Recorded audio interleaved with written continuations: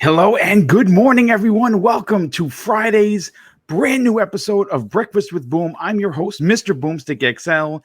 And as you can tell, we have an action-packed fire show for you today. Lots of big opinions, lots of big topics, and even bigger panel. And you know what? We're going to start off with the introduction so we can get right to these topics and start talking games, because that's what you guys and gals have come here to listen to.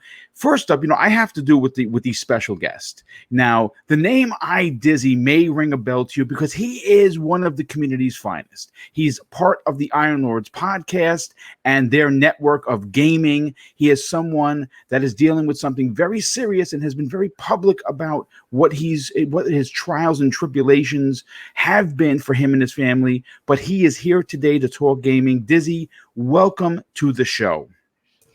Thank you, Boom. Thank you, Boom. Thank you, panel, and everybody for allowing me to be here. It's a wonderful day. We've seen a lot of great stuff over the last week, and I'm ready to talk about it and dig into it. Yes, well, thank you so much for being here, dude. It's great to have you finally on the show live for everyone to hear. And next up, you know him as our resident trophy hunting, PlayStation representing, community member finest. You know him as BitCloud Gaming. Welcome, my brother. What's going on? Thanks for having me, man. Yeah, 123 platinums as of today. It is wow, man. Awesome. Shout out to everybody in the chat. Before we start today's show, let me go ahead and make this public announcement. So apparently I ruffled some feathers yesterday. Didn't mean to. I made a tweet towards my homie who's in the chat here today, or he's with us on the show, Mr. King David. I'm going to publicly apologize to him because I didn't mean to set him off. Again, I do these shows with all of you guys, and it's all fun and games. We do this for the love of the hobby, not necessarily a beef or to argue over any particular style of console. Granted, a lot of people on this panel are primarily Xbox, or some might actually dib and dab in PlayStation. Most of the time, mostly the only one representing PlayStation here. Obviously, we have Mr. Badbit. That's another PlayStation. But again, real talk. It's my brother right here. I've known him for a long time. He's seen what I've gone through over the years of being here on YouTube. I mean, no disrespect to Mr. King David. Obviously, Iron Lord's my brother, so I already know he accepts my apology. I can see him nodding his head, trying to act like he's cool. That's I'm letting you finish so I could just at the end say thank you. So I do appreciate your apology. We're all family here, and we do not promote fake beef. There's no beef between Xbox and PlayStation. No beef between Mr. BitCloud and myself. There's absolutely none of that stuff there. We don't promote that. We don't promote negative and toxicity with toxic tweets and stuff like that towards each other. And we won't have the community go at another person, because if this is my brother and, we joke, they don't understand that. They don't see that. And they will start saying negative stuff to you. And then I will have to go in the background telling them, no, chill out, calm down. That's a friend of mine.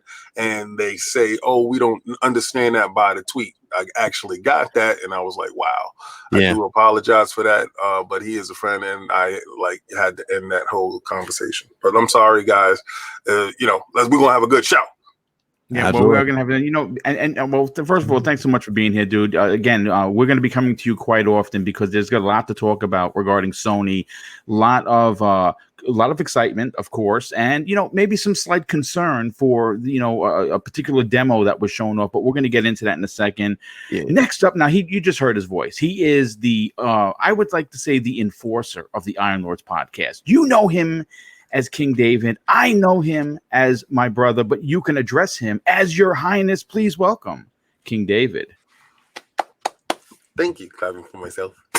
What's going on, guys? How are y'all today? Oh, I can't wait, man. I made sure I set 2 alarm clocks today. So one went off and I was like, oh, what was that for? And then I saw the second one. I was like, oh, and it said boom. Get you behind up and make sure you get to breakfast with Boom, baby. So I'm here. Definitely appreciate that, man. Obviously, having you on today's show is going to be fire. And next up, we know him as our resident chainsawing, Gears 5 representing, raspiest voice that should be in voice acting in video games. Crispy Bomb, welcome to the show, my brother. Oh, thanks for having me. What a fire panel we got. Good morning, everybody. Get that coffee ready. We are going to go in. I'm telling you, baby. Let's go. All right. Well, listen, everyone, I've had 2 cups. I'm ready to rock and roll. And we're going to get this party started momentarily. Next up, now, this is someone that I have publicly said I truly and honestly enjoy working with. He brings a real sensibility and professionalism to not only the community at large, but in his work that he does as a podcaster and the voice of the trophy room. Please welcome Mr. Bad Bit. Hey guys, what's going on? I'm currently wrestling a migraine. I'm gonna win, because here's the thing with migraines and me. I persevere. You know, like I drank a cup of coffee today.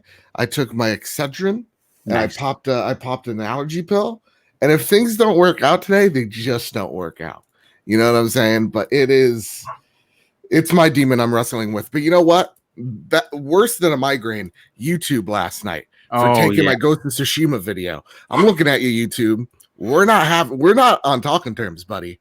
Oh, all right. Yeah, that was bad because I lost. I was checking out my channel and I had the oops, something's wrong, and I thought I got hacked. Yeah, I said dude, I straight up had a heart content. attack, and then I'm like for a good hour, my phone app is just like non-existent. I'm like, that's cool. I'm really happy. I just wasted 2 hours editing a video, and the first 30 minutes it's on there. Bam, YouTube crashes. Damn you, Johnny YouTube. I got your number. Got your number, YouTube. So. Well, listen. First of all, thanks so much for being here. Even though you're battling a migraine, I get them all the time, and they're no joke. So the fact that you're here is tremendous. So thank you so much. And to start off the show, a good friend of the show, he drops an outstanding, very generous $20 super chat. He goes by the name of Army Veteran, and he says this: "Good morning, everyone. I am hyped about the show today. King, if you need any help collecting knees today, hit me up. I might be a disabled veteran, but I still have those U.S. Army infantryman skills. Peace and blessings to all." Well, thank you for your service, my brother. We do greatly appreciate it. And yes, a King could always use help collecting knees, especially in these days. But you know what? Look, let's cut to the chase, folks. We have a lot to get into, and we're going to start off with what happened this past Wednesday. And the gaming world was treated, in my opinion, to the glimpse into the future of next generation power with the confirmation that Epic Games' Unreal Engine 5 will in fact do wonders and take tremendous advantage of the PlayStation's superior SSD.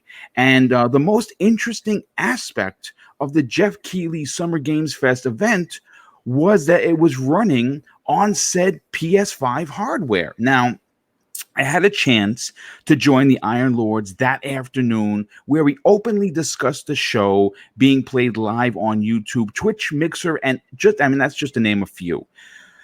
Though there were a ton of real big opinions regarding the tech demo that led off with a near 50-minute show that had Jeff Keighley talking to head of Epic Games Tim Sweeney, along with 3 others from his team.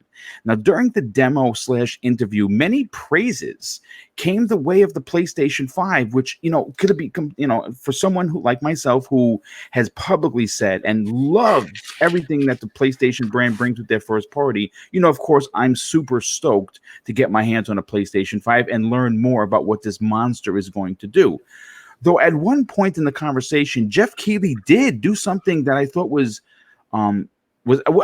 excellent, but a little out of character. He did ask if this would be available on all consoles, because if he wouldn't have asked that question, I would imagine that the interwebs would have run rampant with somehow suggesting Unreal 5, a technology tool, would be somehow locked down behind the PlayStation 5 as an exclusive, which of course would be ridiculous.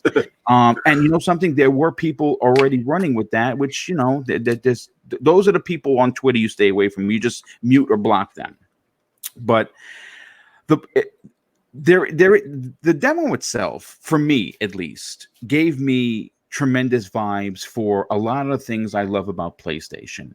Now, when I originally thought that this was going to be a game, shamefully enough, it has been confirmed that it is not. This character from this game, from the Lumens demo, is actually the demo title was called Lumen in the Land of Nanite, which is a very interesting title. And of course, they're referencing the technology going into Unreal Engine 5. And, I got a real, an itch to play Tomb Raider, to play like Star Wars Jedi Fallen Order, because she kind of had like a Rey look to her, right?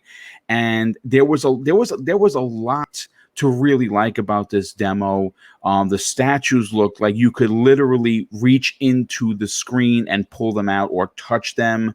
But why this is a little weird is because last week we got confirmation during the Inside Xbox that the Assassin's Creed Valhalla was going to run at 4K 30 FPS.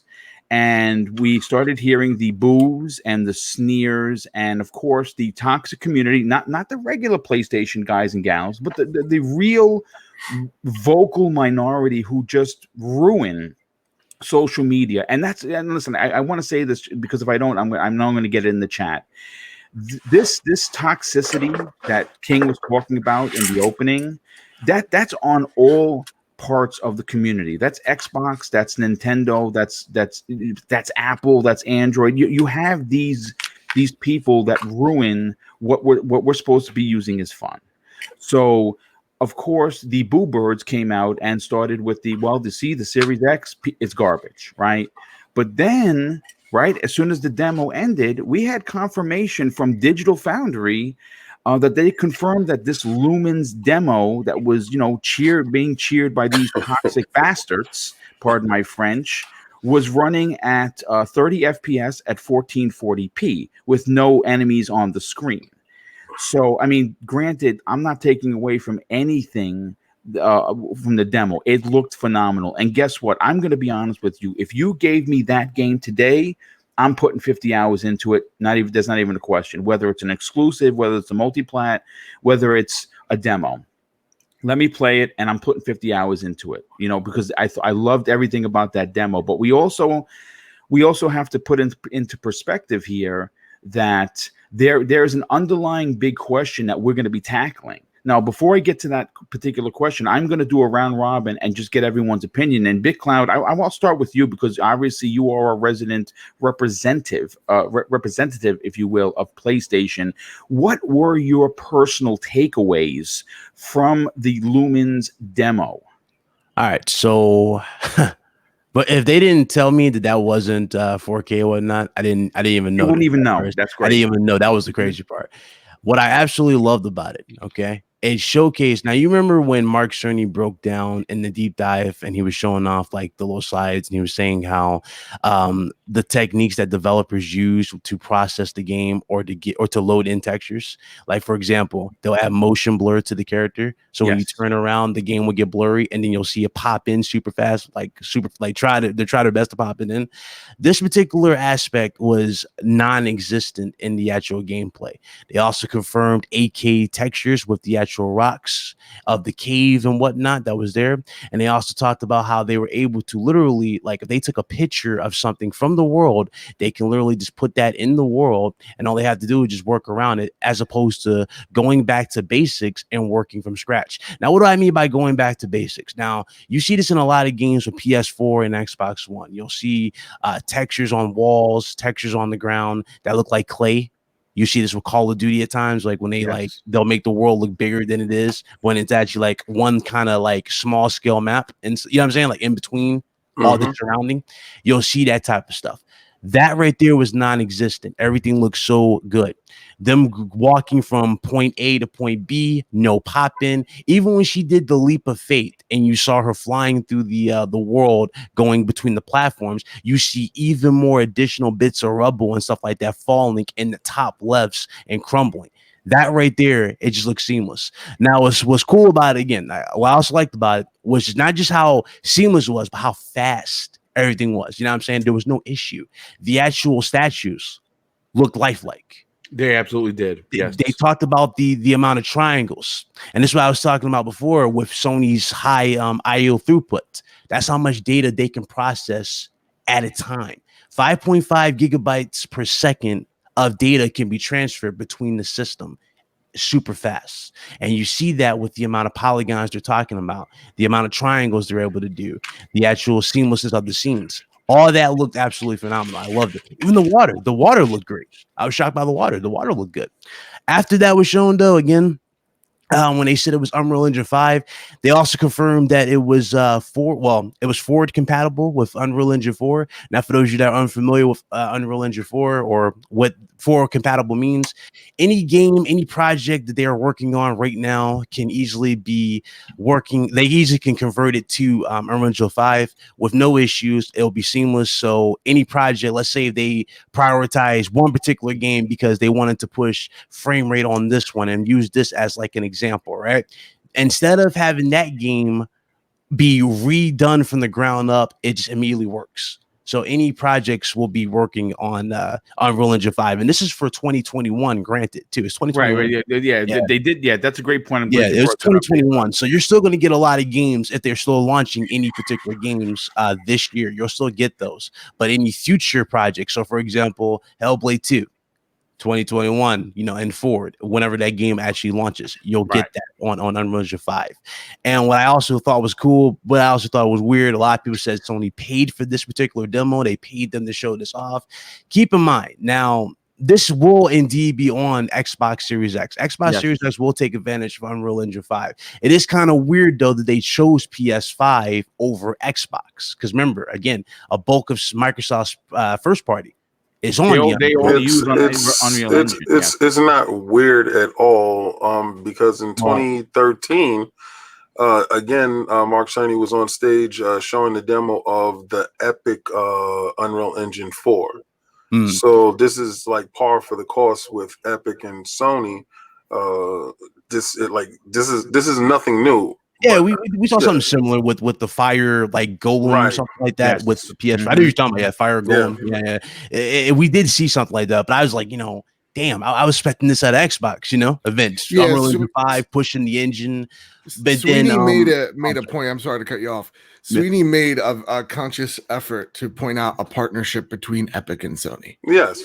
For the Unreal. Yeah. Because I believe that's what they feel is at Sony, basically, a lot of their studios, first party studios uses proprietary engines and stuff like that. And I think they want them all to be using, Unreal engines going forward because, ray tracing is a heavy tax on the system. And being that this is the weaker system of the next two generation systems, this Lumen engine actually will help offset a lot of that graphical GPU force and unnecessary burden that the PlayStation, because we noticed that in that demo it was chugging along in certain parts. You saw the frame rate stutters and you saw the like the engine actually bottlenecking. But what part did you see that? Because I didn't see any stuttering. Okay, so when they turn on the lights, when she's walking past the golems at the side of her, you can see the frame rate chug there. You can see the frame rate chug. Yeah, there was two instances where you kind of saw it. Yeah, it's. I mean, listen, watch it again. I watched it like 5 times. It's in all 5 parts. Not saying anything about it. It's a scalable engine.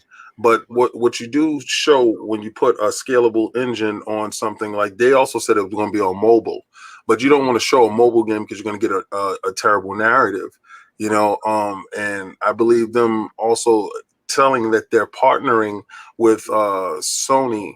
That's letting people know, okay, Sony's going to be using this engine more than they've used it in the past because the tools is available for everyone. That's like, I didn't understand why certain people were running out here with the narrative like Sony is like repping a rental car. It's a rental car for anyone to use.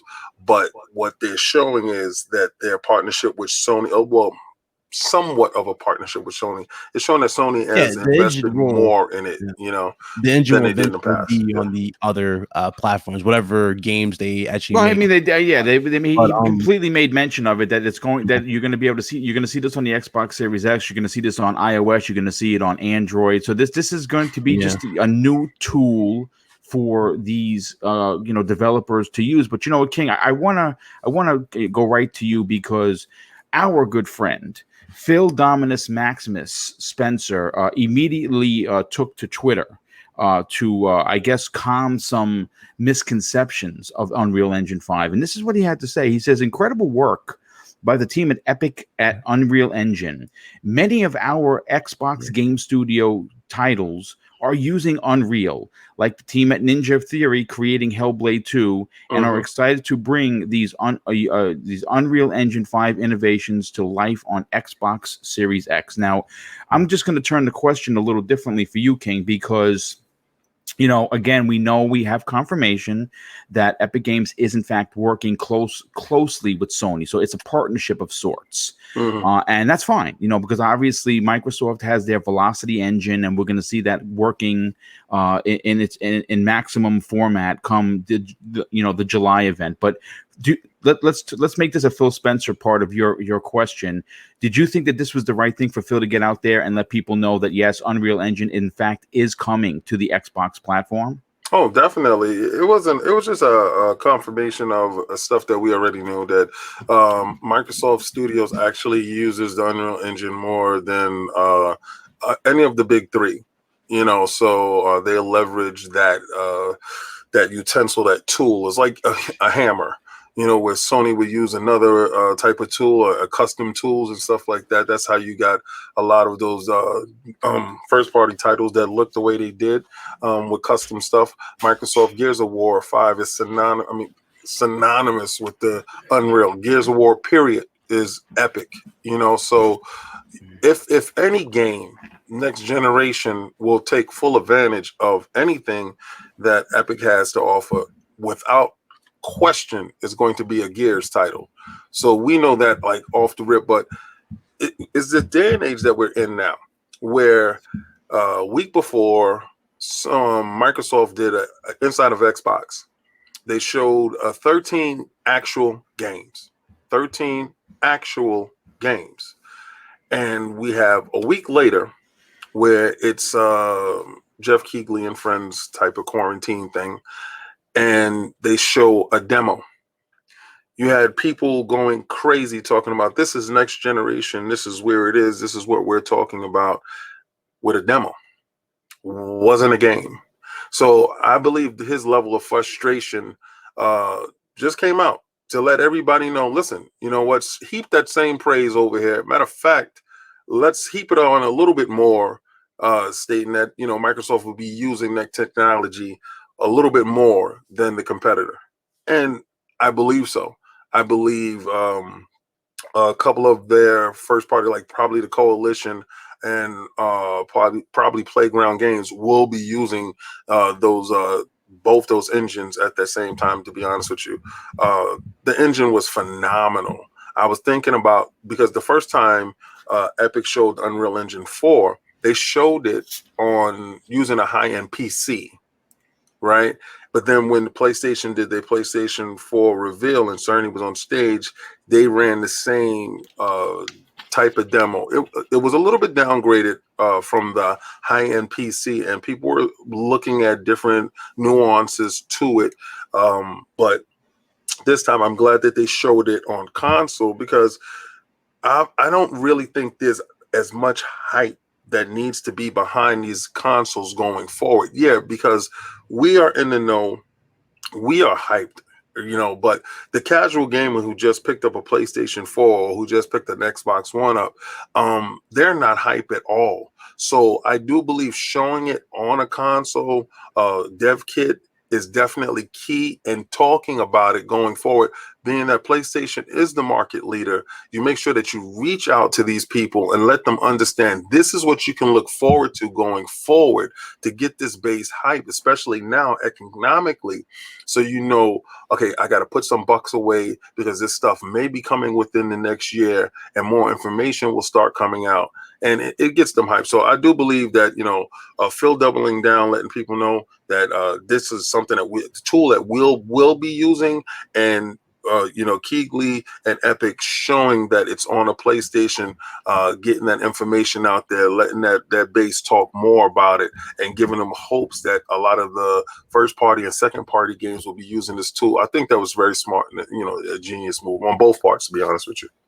Yeah, no, I agree. Hey, King, do me a favor. Scrub Nurse dropped an outstanding $10 super chat. I cannot see it on my end. Do you see it on yours? Oh, hold on, Scrub Nurse. That was all. Yeah, that was a while ago. I didn't get to it, and if I miss I it, get it. okay. You got it? Okay. My main problem is these companies streaming the games at a lower quality and then having to wait for the 4K video later or the next day. Oh, yeah. Everyone step your game up. Shout out to the panel and chat. Thank you so much, Big Club. Definitely appreciate that. You know what? That's a great way to bring Mr. Badbit into the conversation regarding this. Now, Mr. Badbit, you and I, we talked about this prior to going live, and one of the quote unquote challenges from the C19 situation that the world is currently dealing with is production value. Right. And there we saw some production issues that we've already talked about in depth regarding the May 7th Microsoft event. You know, the greeny camera situation, and just some of the ways some of the games looked. So now we see this demo, and we know the demo was being streamed. And we know that Microsoft, we know that we're going, and of course, right after this, we're going to go right into Ghost of Tsushima that was shown yesterday. That was again, I watched it twice. I watched the original stream, and then I watched it on the upload. The upload is 10 times better. Yeah. The question remains, though, regarding this particular demo. Was it smart to show it off on a live stream, or should companies start looking at just to simply upload video quality HD to their channels and just put it out like that? How would you handle this with your marketing hat put on? So first, you mentioned Star Wars earlier, and I had to get my 1-to-1 Qui-Gon replica. Look at that. Very nice. That is gorgeous. Huh? Isn't it beautiful? That. She's beautiful, and I love her so much. Secondly, talking about the demo and like being streamed and such, I believe, and correct me if I'm wrong, it's all C19 or no C19 bandwidth concerns or something. So like streaming something in 4K is going to be a lot more challenging than streaming something in 1080p. So less chugging and whatnot. So like also because of the C19, you don't want to stream anything in 4K because that's going to tax the servers that, those servers are also connected to things that aren't Twitch or YouTube. It's also connected to things like hospitals and whatnot. So that's the first thing. I think, putting the marketing hat on, making people aware, again, it's always comes down to like, you could put it on a lower third. It's like 4K version, like coming later today, letting people know that this isn't 4K. Yeah. But at the same exact time, I think the reason why this demo gets so much praise and the Inside Xbox didn't is I didn't know that this wasn't 4K. Like real talk. Like just clear as day. Everybody did, dude. That I think that's I think that's the trick. It looked impressive, and that's why tech demos are what they are. Like a lot of people are like, this isn't a real game. You can't actually fucking play it. And it's like, no, that's not. Yes, it's not accurate because what tech demos do, they do various things. One of the things that they do, other than like, for example, technically Spider-Man's a tech demo. When they were showing off the high speed loading of the PS5, that little leak image, they use Spider-Man as a tech demo to showcase the power of how fast images load onto the screen. I'm sorry, BitCloud, you were gonna say something? No, I was saying you said I was saying the streets, the yeah, exactly. And so like seeing this game, what tech demos do is they show off the power of either hardware or software. And what Unreal was purposely doing, that's why like one of the things was like, why isn't there any ray tracing? It's like, well, because that's not part of the tools that Unreal uses. They don't use ray tracing. They even said it. It's in the machine itself. So what we want to use is strictly what we have, the tools at our disposal. So that's why you saw the lumens, which was fantastic. Like the lighting and how it bounced off, I could have been fooled. You could have told me that was ray tracing. I'm as big of an idiot as to believe you. It looked fantastic. Particles on particles reacting to each other.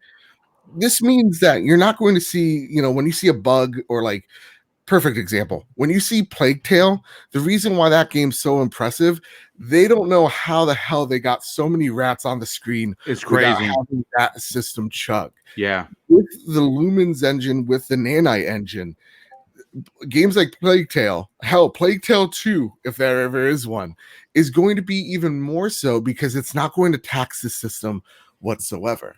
And so when I saw like the bats flying, and they're just like, that's just part of the nature of this engine. It's natural. That's what they want you to feel, that the world is reacting to itself and to you, not just you, the world reacting to you. And so, like, when I saw the light bounce off and like the bugs flicker or skitter away from the light, that gave me Krill vibes from Gears of War when they're surrounding, you know, your vessel. Like, that's badass. Like, to think, mummy. Mummy. Yeah. Oh man, mummy. or one in his mouth. Anyway, but like, it also gave me like, man, and I know Halo different engine, but like, I just thought of the flood and how awesome that would be. And so like what this engine was showing people, and I think what a lot of people got lost in, is PlayStation is there literally for SEO purposes. Like PlayStation did not tweet anything out. They haven't tweeted anything after. They were just literally first PlayStation 5 gameplay from Epic. And that's at what everybody's clicking on. And so like seeing my one buddy who works on modeling for certain companies that I can't say out loud, he was losing his mind at the idea of him being able to take something that is like out of a VBrush or ZBrush, whatever, that's movie quality, put it in a video game without any type of frame rate, stuttering whatsoever, and being able to scale it appropriately. He's just like, dude, that's a year of school that I didn't need to know now. like it's that easy for people just to scale things up and down on, instead of taking naked images and then having to put textures on them. It's all right there. Yeah. The amount of polygons on count was insane. So like, exactly. let's take the whole like Xbox, PlayStation out of it. This engine is super impressive. Absolutely, it just is. Yeah, and so it goes to show though one thing again. Like this engine has been on everything. It is on everything. Unreal is the most used engine in the video game field, and the reason why they're showing it on PlayStation is, yes, they have some type of partnership, whether it's marketing or otherwise, and they're showing it because PlayStation is the market leader, right? Whether you want that, well, I mean, that's just facts. It's just facts. It's just numbers, right? And so, yeah, what better way of like getting SEO out there to make people aware of your next big thing than market it towards the thing that we've heard so little about? And it goes like, I'm gonna read out what Benji Sales said. Unreal Engine 5 debut stats. Major YouTube channels, over 11.6 million views. Twitter, over 6.4 million views on the Summer Game Fest alone.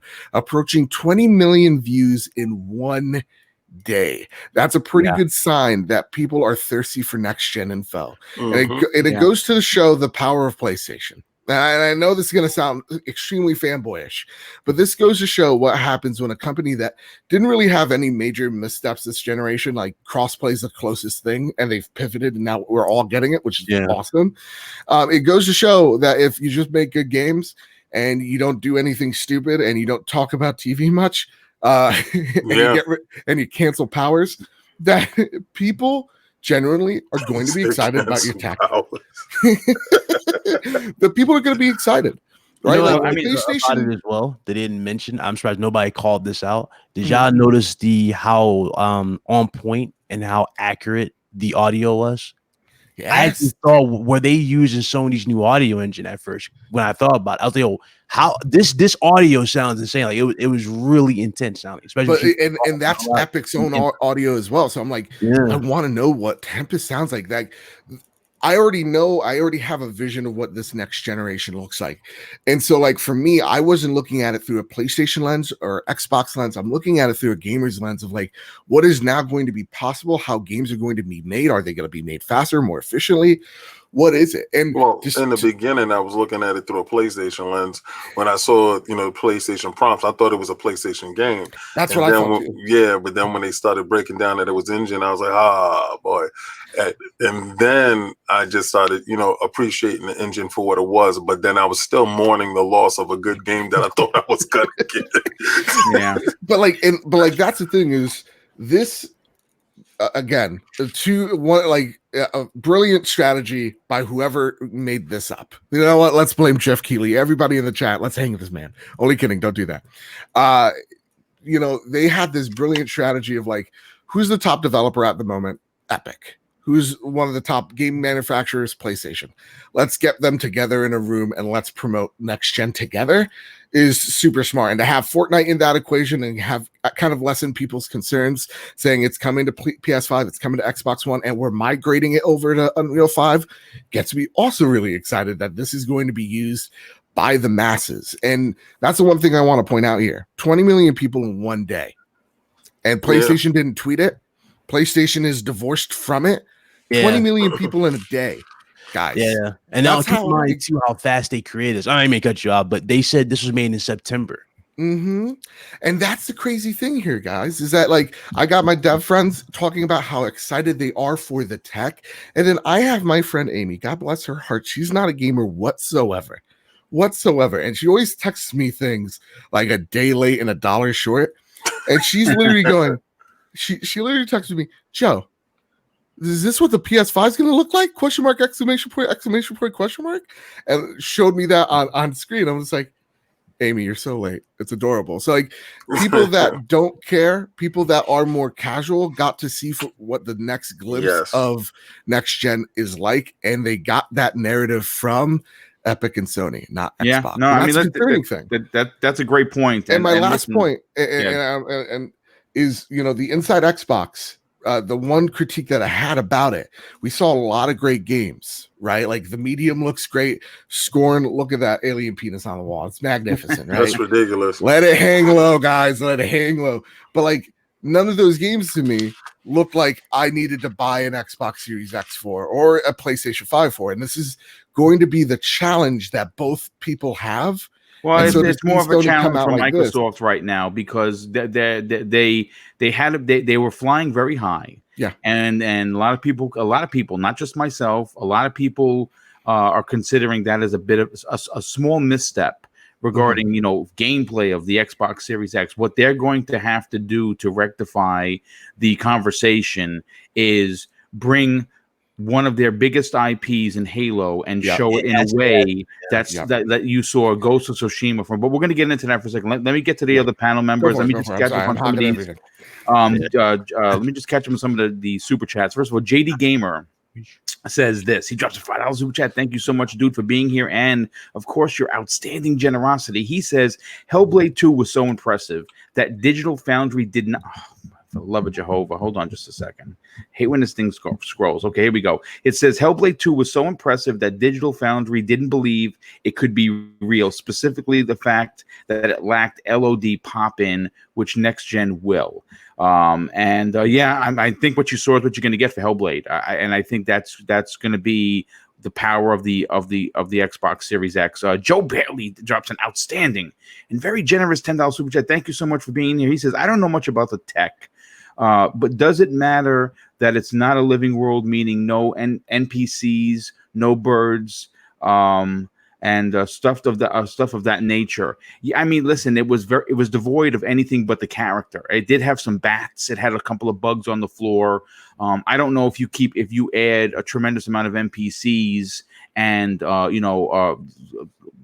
enemies, if you will, if that's going to cause problems. I honestly don't know. Boom. It's anybody that has a PC knows what 3D benchmark is. Okay, it's basically a benchmark. Okay, and they do scale certain things back so they don't overburden it. It's a tech demo. Yeah. All right. They don't want the PlayStation 5 to blow up, crash, or whatever on screen. So they're going to tailor it to the point that it shows it in its best light. This thing has been worked on since September. All right, so this is not something they put together a week or two ago and said this is running on a PlayStation 5. No, this is something that they worked at. This is something that they polished up, and this is something that they were able to move around in the environment without it looking horrible, with it looking great in its best light. It's a tech demo to show it in its best light and get you all hype about what the next generation will bring using these utensils. There's other companies that will be giving out other engines, but this is maybe the primary engine that's used by universally everybody, and especially the fact that they don't charge you any money until after you sell your first million on your copies. Yeah, no, I mean, you bring up a lot of great points. I mean, it is a tech demo, and we have to remember that at the end of the day, because she'll never be a character, and if she does, I'll buy that game. I'll tell you that. Robert Olson drops an outstanding $5 super chat and says this: what about the loading section in the demo where she's going through the? Well, I mean, listen, that you're going to get that. I mean, that's just, the game is massive. And to hide the loading screens that you saw that done in Tomb Raider, you've seen that done in Assassin's Creed, you've seen it done in a ton of games. That skimming through the thin crack is so that you can go from one screen to the other without seeing loading, because of course it pull you out of the game. So I think that's going to remain. I think it's a good tool, and I think it's a good way to alleviate any loading screens. I think we're well past that. Crazy Mate Gaming drops an outstanding $2 super chat and says this: let's play a game of Clue. Who killed Sony? Well, I mean that's funny, but I mean at this point, Sony did two reveals, and they brought themselves back up to contention. I will say that much. JD Gamer drops another additional $5 super chat and says this: I think Sony did a great job for letting Epic sell their engine to devs and impress casuals and us hardcore with the visual fidelity made possible. Yeah, that's a great that's a fantastic point, JD. Rain G4, hey dude, thank you so much for being here. He drops a $2 super chat and says, will this Unreal Engine be used on the Switch? Highly unlikely. I don't know. I think so. Unless they come out with a Pro, and maybe it's possible. They said mobile phones. Well, they did say mobile phone, so maybe they could figure that out for the Switch. But I know Cog will be happy about that. He's our Switch resident supporter. Army Veteran drops an additional $2 super chat. Thank you so much, dude. Really appreciate it. He says, I can just imagine Gear 6 Hellblade 3 on Unreal 5. Yeah, it's going to be crazy. We may even get Hellblade 2 on Unreal. But Crispy Bomb, I want to bring you into this conversation because Jesse Darby, who's a friend of the show, posed a fantastic question. And even though we're talking, we'll get your points of contention regarding this particular demo, I want to see if you can answer this question. And it makes a lot of sense. And unfortunately, it's not really console war, but it is a bit of a hashtag fact. Jesse asks this: you best bet, or you best believe, that if the Xbox had shown off that tech demo at 1440p and 30 frames per second, there would have been all kinds of S going on the internet talking about how bad Xbox is and how they're done. Now, how do you respond to this question? Do you think that what he's saying has validity behind it?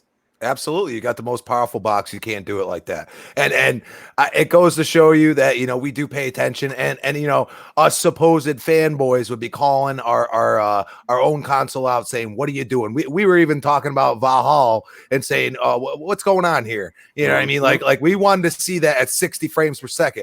That's what you promised us, Phil. Give it to us. You know what I'm saying? So I have to agree. I have to say that there would be the masses, and you know what? A lot of people that love Xbox, like myself, would be questioning it also. Now, going back off of the demo looked absolutely outstanding. The one thing I will caution people, and I put a tweet out there are 10 studios using Unreal Engine on Microsoft side. Yes. So you're going to actually see games, not tech demos, using this technology very soon. So I'm going to warn people that, you're not going to, the loading times and this and that, the SSD is more powerful, people. I see this arguing all the time. It's something that not even high-end PCs are using. Okay. So they partnered with PlayStation because of that technology. That technology is is next gen in itself, not just what we have coming out, as far as, CPU bottlenecks and this and that. So it is there. The problem is nobody else is using it. And that's the problem. And that's where you go and say Epic was smart in doing this. The one shame is this is not a game. I mean, I'd probably buy a PlayStation for it the way it was looking. Yeah.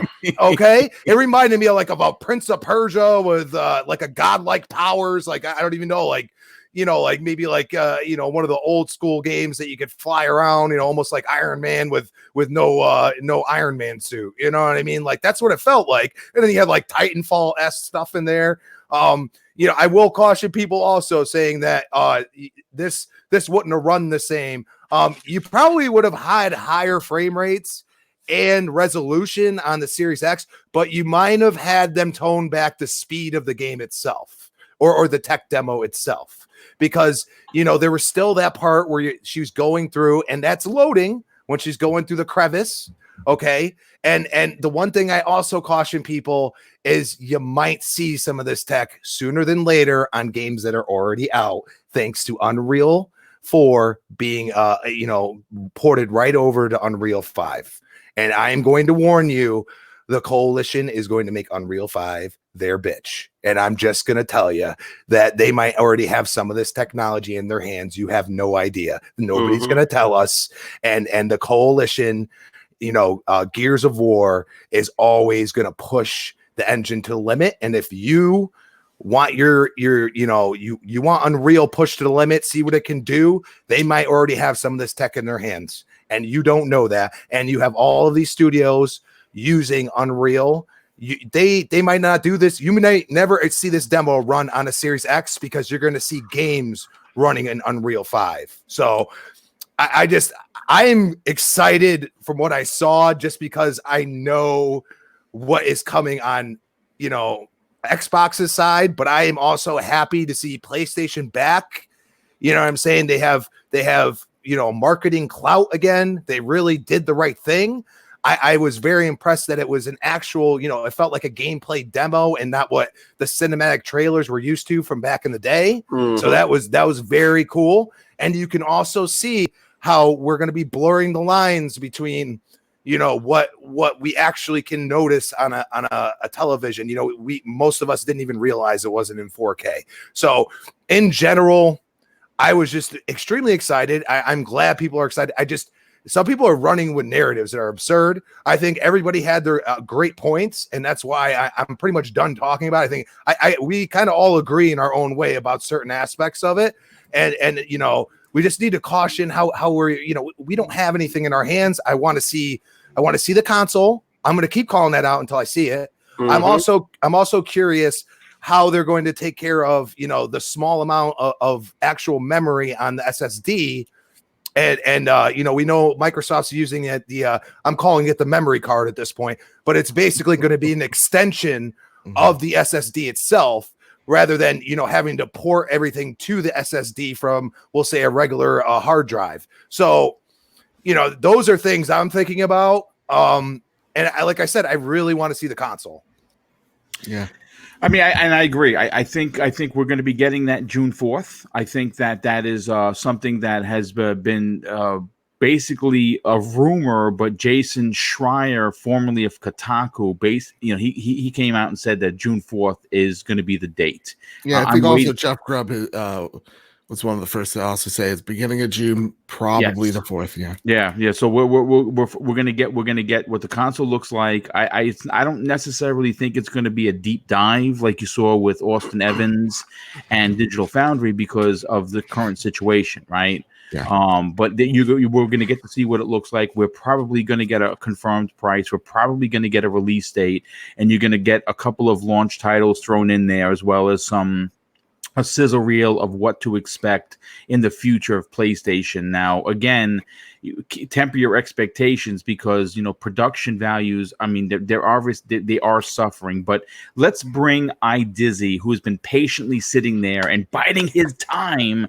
to talk about this. Now, iDizzy, there are a couple of points that I want to just run past you. First of all, everyone, including myself, sat back and watched that video. And until Digital Foundry came out and said it was 1440p at 30 frames per second, we had no idea. And that just goes to show you how impressive the Unreal Engine 5 and the Unreal Engine is going to be. For you personally, what were your takeaways from not only the Sony Epic partnership, but the way that they displayed this running off of a PlayStation 5? Well, this is because I know that earlier we were talking about fake beefs. The good thing about this one, this brings in a real beef that I had with a slow-mo backslap who I see out there in the chat. If anybody doesn't know, we have everybody else talks about console wars. We talk about game engine wars.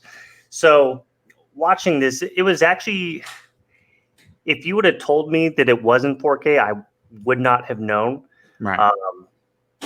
And the reason being is what I did after the show is I ended up downloading the video, multiple versions of the video, because I wanted to make sure that things were in line with one another and that, nothing was being done funky with it. This wouldn't have run on the way that this was presented, it wouldn't have run on the Xbox Series X because of the SSD.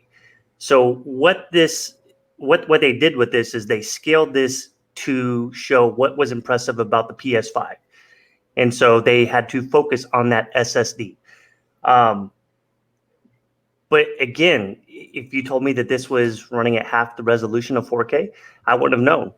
The 8K textures, they really pop out.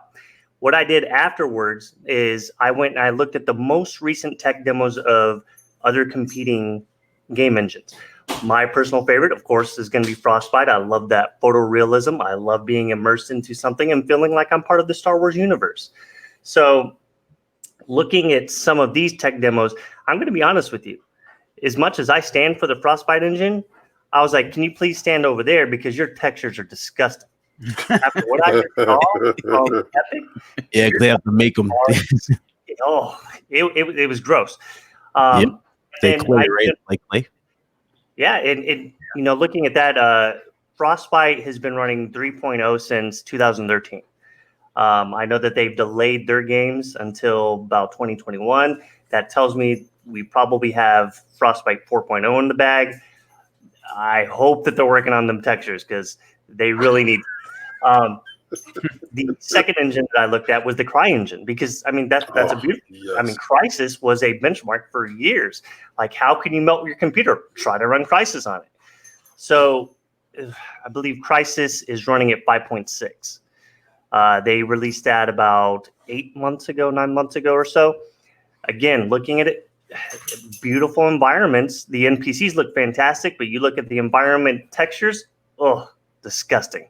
So what they've been able to do here is extremely impressive. And really what it's going to boil down to is how will any first-party developer utilize this? Because when you look at the third-party, they're going to scale to the lowest common denominator to make it par across the course. They might do a little bit of adjustments here and there.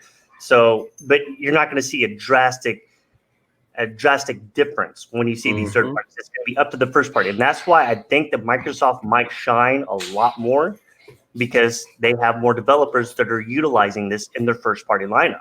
Yeah. Right. So that was my big takeaway from all of that. Dizzy, just to hop off on the Star Wars subject, look at this Obi-Wan. I was sorry, Qui-Gon saber, right? To have it and jokes aside, I got a dozen Graphics downstairs. We're in it, man. We're in the Star Wars universe. But to just have it, this image, the way I was thinking of it, sort of like Death Stranding, how they're able to get celebrities in there. The Decima engine scans the person's face and bam, they're in the game. I'm thinking of it the same way. Hopefully I'm right, because then that means, you're going to get an actual lightsaber that looks real. Not even that, but just they could go to ILM. They could go to Lucas Ranch, right? They could take props, borrow them, or bring the Unreal to them. They even said it. What you see in the Mandalorian, that's Unreal Engine 4. Yeah. So they already have a partnership with them. So how amazing would it be if like we're getting 1-to-1 replicas of what It'd actual be incredible. Yeah. like Luke Skywalker saber actually looks like 1-to-1 replicas of Maul sabers, of like of stormtrooper blasters. Like those props are extremely hard to find. Extremely hard to find. Yeah, like it's gonna happen. Obi-Wan saber is like a combination of like World War II grenades. Like, so to have that saber like scanned in, not just for like the video game, but like just for props and just for historical like preservation. Nuts. That's awesome. Star Wars Jedi Fallen Order 2. You know what I'm saying? Yes. Oh god, You know what I'm yeah. saying? Imagine that. The first one looked incredible, you know, especially with them letting you customize your saber. Just picture that now with the new technology. Yeah, and I mean they also, especially with their new shops, with the lightsaber builder at Disneyland. Yeah.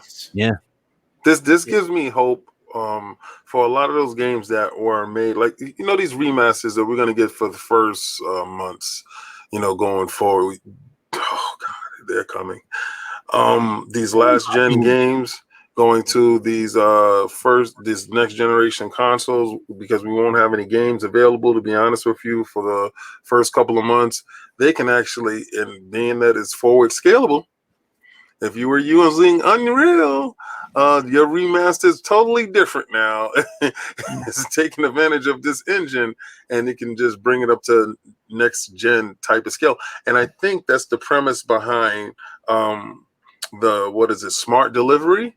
Yeah, I think this is a good peek behind the curtain and what's going with these engines and how they're building on top of these engines and making them scalable to take advantage of the new hardware to maximize it. Because, you know, I was a little bit leery, to be honest with you, going into it. And then when I found out that, okay, so if you was using Unreal Engine 4 and it didn't have these textures and it didn't have these nanites and it didn't have this luminous engine built on into it, how would that work? And when he explained that it's a seamless process, that if you're just using this and you throw these assets on top of it, like it's like Legos. So, you know, you had good Legos at the bottom, and then you had these even better Legos, the see-through Legos. Remember when you got the see-through Legos and you put it on top of that, and it's like, oh, okay. So it works in that fashion where you're able to get all of that power from those engines combined going forward, and it takes it up to the, you know, the next gen standard. I'm more hopeful and I can say anticipating the, you know, smart delivery now. Yeah, than I was we before. just saw Mafia. You seen the screenshot of Mafia? Now imagine that with smart delivery upgraded on Series X or PS5. My only concern about what we saw was Tim Sweeney, because we streamed this, what was it, 11 o'clock? Barely, you know, the afternoon. Right, we're getting it's 11 o'clock in the You know, with the Popeye morning. situation? This guy's not only just eating a crispy chicken sandwich in the morning, but he's guzzling that down with a large soda as well. Now, look at me. I know I shouldn't judge, but I am not fat enough to go out there and order Popeyes at 9 o'clock in the morning.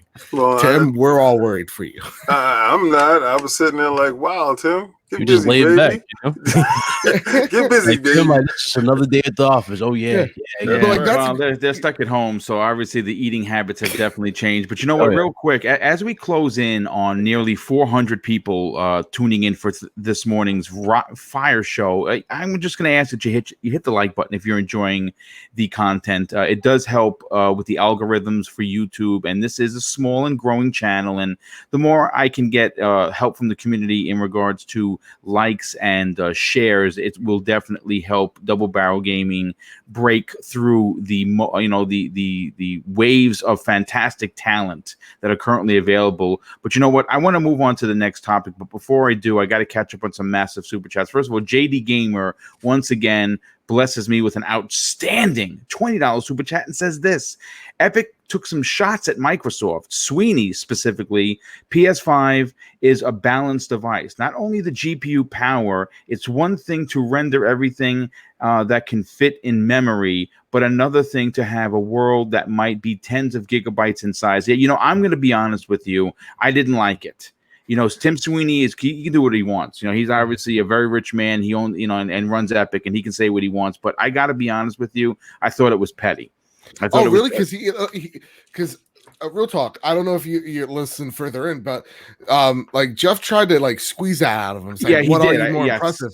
And he's just like, we can't say that. We love all of our babies here. Like he's not going to go out there and dunk on Xbox when Xbox is I mean, using their again, it was a bit of a cheap shot, basically confirming that there was a partnership with Sony. But I thought that you can do that a different way. That's just my opinion on it. Yeah, I feel you. Yeah, there was also a shot taken at Sony about crossplay too. He just didn't say Sony. So I mean, he was playing both sides of the coin, in my opinion. He was kind of shoddy about both of them. So I don't know. I just can't wait to see the finished results for both sides. Yes, yeah. That way, at the end of the day, it's going to be the games. Games are going to define what these consoles do, and we're going to get that much sooner than later. Rain Gene 4 drops another $2 super chat. Thank you. They would really appreciate it. He says, "Question: which company has the best engine?" Man, I don't know, man, but that's. I mean, it's hard to go against what we saw. The company? Oh, so far, I mean, Unreal. Well, if you're talking about next gen, Unreal is leading the way right now. I would think so. Yeah, but we also we again there's two wild cards. First of all, the Decima engine and what it's going to do for next generation, which we know it's going to do big things, and of course the Slip Space engine for Halo. We have really no idea, but we're going to get that, and we're going to get that much sooner than later. Pixelbit G, a good friend of the show. Hey, dude, thank you so much for being here. He drops me a $10 super chat and says this: if there's a lot of FUD today, if the same demo was programmed to run against Velocity, you'd get similar results. Nanite textures are based on triangles, which is heavy on GPU, not just the SSD. Well, you know what? You sound like you know what you're talking about, dude, because I am not a tech guy. I'm a plug and play dude, and I'm perfectly okay admitting that, and it's not a problem. Crazy Made Gaming drops another $5 super chat. Thank you, dude. Super appreciate that. He says, Silverburst Gamer, just because I have a different opinion than you, it's very childish to tell me to off myself. Yeah, well, first of all, I'm going to say this. Silverburst Gamer, secure that shit, because if this continues, I will ban you.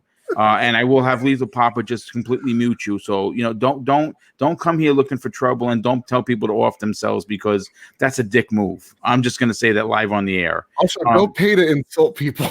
Yeah, well, it was also because he pulled the teacher to the side and was like, you know what he said? Because if we didn't read it, we didn't see it, but he made sure we heard it. Well, so I definitely now. First of all, our good friend, the voice of the Basement Radio Arcade podcast, Enrique, a good friend of mine, says, "Whoa, great show, guys." Well, thank you so much for being here. So, listen, in video game, well, I'll put it. Let me try and turn this another way, and I'm gonna go to King first on this, because King, you are our resident UFC professional. You are you know what a 1-2 punch is. You understand that a good solid 1-2 punch could win you a match, right? Mm-hmm. And we saw a 1-2 punch from Sony. We saw the demo with the partnership being out there for everyone to see with, of course, Epic Games. And then the following day, they dropped the game, 18 plus minutes of gameplay footage from Ghost of Tsushima. And listen, folks, what I'm about to say shouldn't surprise anyone. I have the collector's edition pre-ordered. Not a big surprise.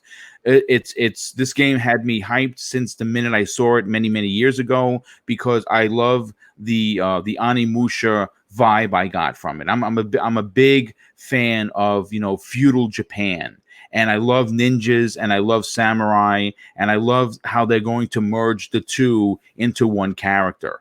And quite frankly, we haven't seen anything from Sucker Punch in quite some time.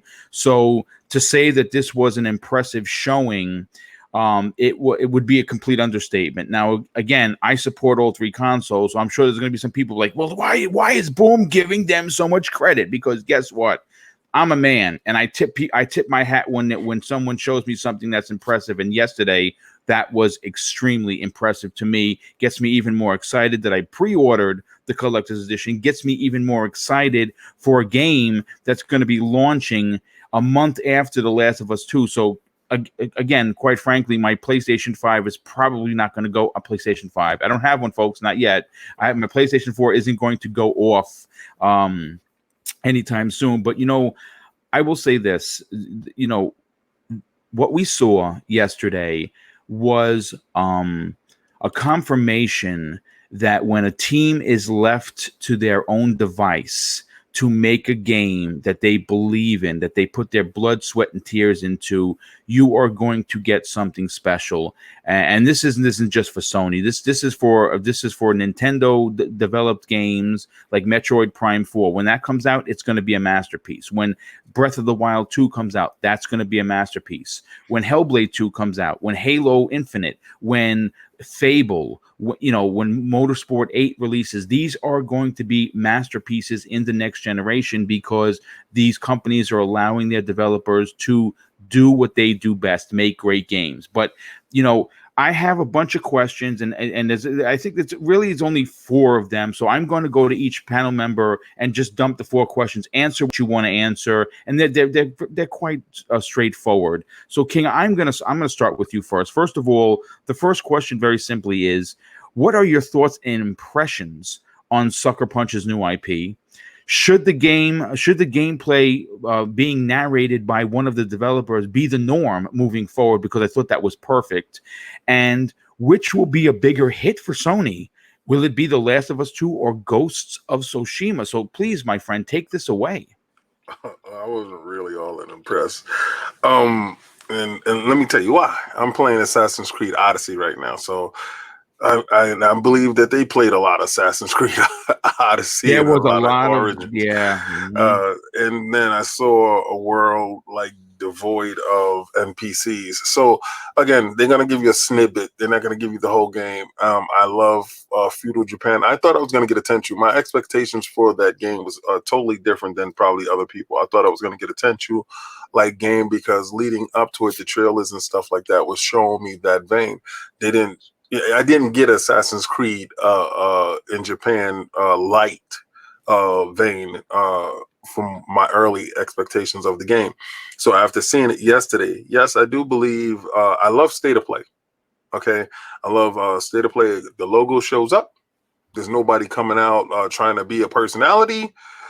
This is the game it's playing, and the developer's talking in the background, showing you what's going on. One, that's a win in my park. I don't care what anybody says. That's how it should be done. I do not care about what Tony was eating for breakfast. I don't care about none of that stuff. I don't want it. I don't want to know nothing about it. I just want to see the game. That's all I'm here for. I don't want Sony to do me like they did me with the PlayStation 3, and I purchased The Last of Us at the end of the PlayStation 3 cycle. And I thought it was the end all be all. And then coming from my PlayStation 4, they didn't have no games available. They gave me a remaster with 60 frames per second at a higher resolution. And I still got that. I got rid of my old copy because it was it was not necessary anymore. And I still have my Last of Us the remaster. And I noticed that this game is not running in 4K. I know this game is not running 60 frames per second, 30 frames per second. And I just feel they're going to have me double dip again going forward. So I'm kind of juggling. Should I wait for the remaster on this game or should I just dive in? I don't know if FOMO is going to take over me of day of launch. It depends on if I'm playing a couple of other games, because if I'm playing a couple of other games and I can hold off, all I got to do is wait until I believe October, November, and I can get a PlayStation 5. And I believe that remaster, or they didn't say anything about smart delivery. Hopefully smart delivery or something like that to come across that I'm able to do it. But what was selling me on it was the black and white cinematic mode. And I can actually put it in its native tongue. Damn it. I think they're going to get my money. I think this is it right here. I think they got me. And I just started playing a little bit more Assassin's Creed yesterday. So yeah, I'm into that open world stuff. I think they're going to scale it back a little bit. as far as 100 hours, I don't think you're gonna get 100 hours out of this game. I believe that you're gonna get action-packed pockets where Ubisoft is masters of that open world go fetch type of engine. I believe that this is going to be a little bit more like a sniper, where you have open world, but you're going to be like when they use using the wind, you're going to be driven or taken into a certain direction to keep the narrative flowing. So you just don't walk around the world and get lost. You can, but you can also be drawn right back into the game. So I'm intrigued in that aspect of it. But was I super impressed from the early showings of the demos of the stuff? No. I was more impressed before what they were showing, and I think it's like some form of a downgrade. I have to go back and look at all the other videos to compare it to what I was actually shown as actual gameplay. But I'm still nonetheless hyped for the prospect of a PlayStation 5 version, 60 frames per second, native 4K type of thing. But yeah, I think the show should go like that, and that's my take on the actual game. I mean, listen, you bring up a lot of great points. Crispy, I want to go to you next on this because, look, I'm going to say this. My feelings of Horizon Zero Dawn are very, very open. Everyone knows I love Aloy. I love everything about what they've done with that game. But then you take another open world game that came out last year in Days Gone. And Days Gone, it got my money. I got the collector's edition that's sitting right above my head. Love the collector's edition. Put 30 something hours into the game, and I stopped playing because 30 hours in, I had the same AK-47, and the drag to level up things was not to be believed. So my thoughts going into this game for Sucker Punch was I was edging towards this is going to be my Horizon Zero Dawn in Japan, right?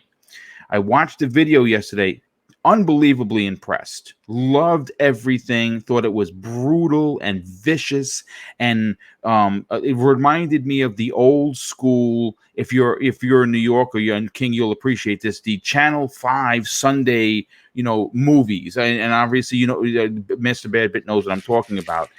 And then when I started seeing the open world, riding on the horse, chasing the fox, going, looking at the smoke in the distance, I started to get a little nervous because obviously I'm hoping that it's not moving towards the Days Gone open world, no NPCs, only the one type of enemies kind of situation. I don't think it's going to be.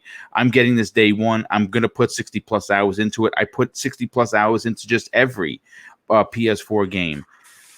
What feelings did you get after watching this video? Did you feel like what I'm saying, that there wasn't, like what King was referring to, not enough NPCs in the background?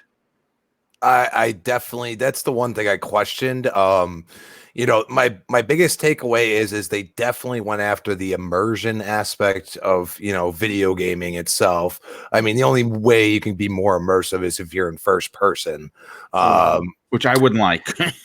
Yeah. You really, and that's where I love third person games, is that you can really, grasp, your surroundings a little better, in my opinion. And, and I enjoyed everything I saw. I thought it was very, very smart using the animals and stuff like that. Samurai in general has a real connection to the earth and, other beings, as I like to call them, around them.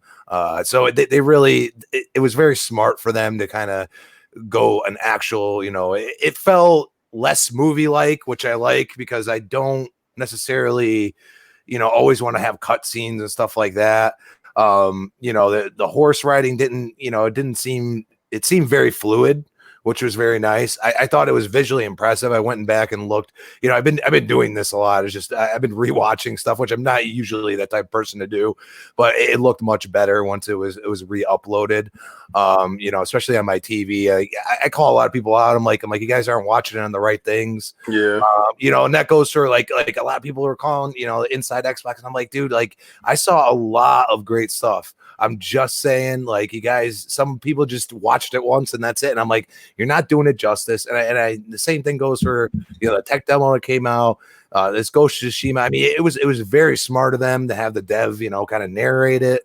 You know, that was very impressive. The soft-spoken nature, breaking down the scene, I think is something that Microsoft should definitely take notes. Yes, absolutely. I mean, this is what we were looking for.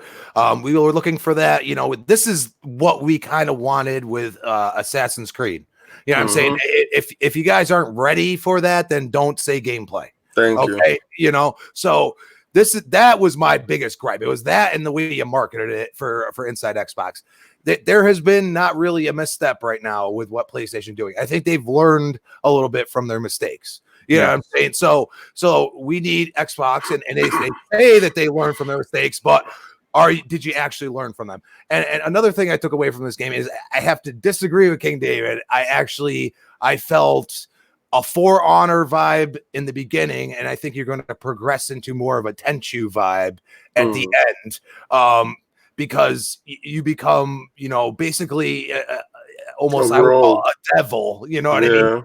That is not samurai culture. So you're going from samurai culture almost into, you know, the nether realm of a ninja type samurai culture, which I always felt from Tenchu. You know, the way he uses like firecrackers and stuff like that. That's all stuff that I used in Tenchu Wrath of Heaven. I played the hell out of that game. Yeah. You know, they gave you a lot of little things that were realistic and realism, but at the same time, you know, because I hate the magic stuff. I know a lot of people love that, but I more or less want to use what's around us. But, you know, a lot of people could say that Assassin's Creed has taken things from games like Tenchu from way back in the day. Yeah. You know what I mean? So we're blurring the lines. And the one thing I caution is I feel like you're going to go, and I hope it's not you're going to go and you're always going to be, you know, going to the next battle. I really, you know, I hope that you can kind of absorb the village environment that's in there. They almost, you know, this is a game that, like, if you said, oh, you could have a little bit of multiplayer on it, you might have got my money. You might have got my $500 plus the game. You know what I'm saying? So this is where I keep calling them out. Like, dude, like, imagine playing 2-player with this. You could do it. I think you could do it. You know what I mean? And that's where I've called it. If Assassin's Creed's actually going to have some kind of co-op element, this is what I've been asking for forever. You know what I mean? Like, I want PlayStation to at least give us something on the multiplayer realm, and I'm hoping that's coming in June. I'm really hoping that we see. So I hope, like I said, I'm going to keep my word. If they you're botting a bit, brother. You're botting a bit, yeah. You might want to drop out and drop back in because I don't think they could hear you. Okay, hold on. So you know what? As we get him back, as we get Crispy Bomb to come back into it, let me just catch up on some of these super chats. First of all, Crazy Made Gaming once again drops an outstanding $5 super chat and says this: all jokes aside, the PS5 is impressive. I'm so excited for next gen, though I'm sad I won't be able to get a PS5. Yeah, you know what? I mean, two consoles in one shot is going to be tough, especially with the world current situation. It is definitely people may have to make a choice. People may have to pick one or the other. Sell those old consoles right when you know that you're done with them. Sell them off.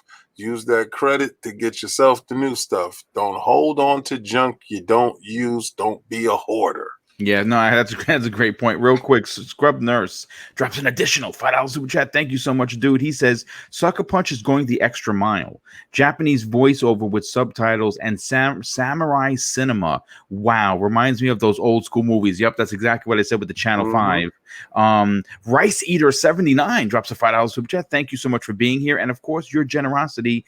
It says nanite textures are based on triangles and could be heavy on the GPU, but Tim Sweeney confirmed that the I/O and SSD architecture of the PS5 is able to stream triangles on the fly.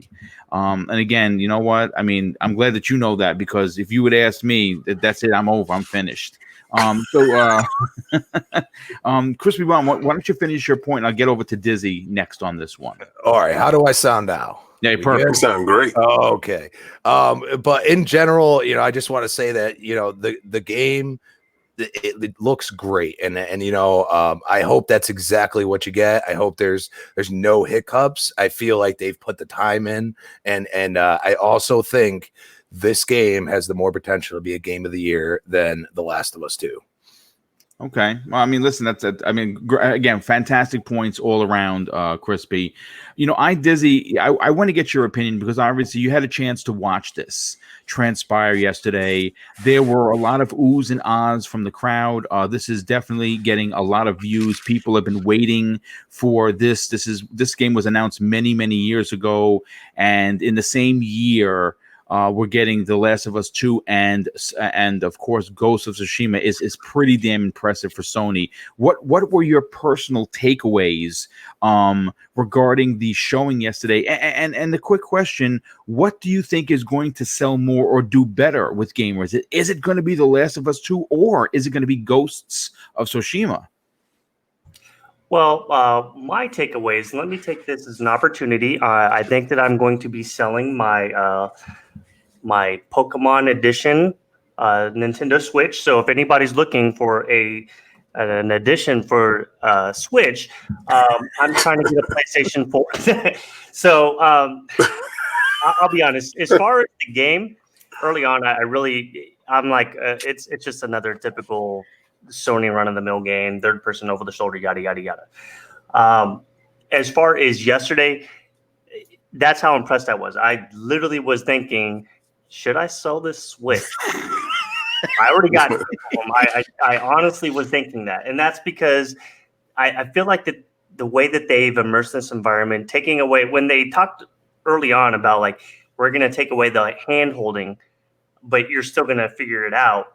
I love the way they did that with like the whole wind blowing and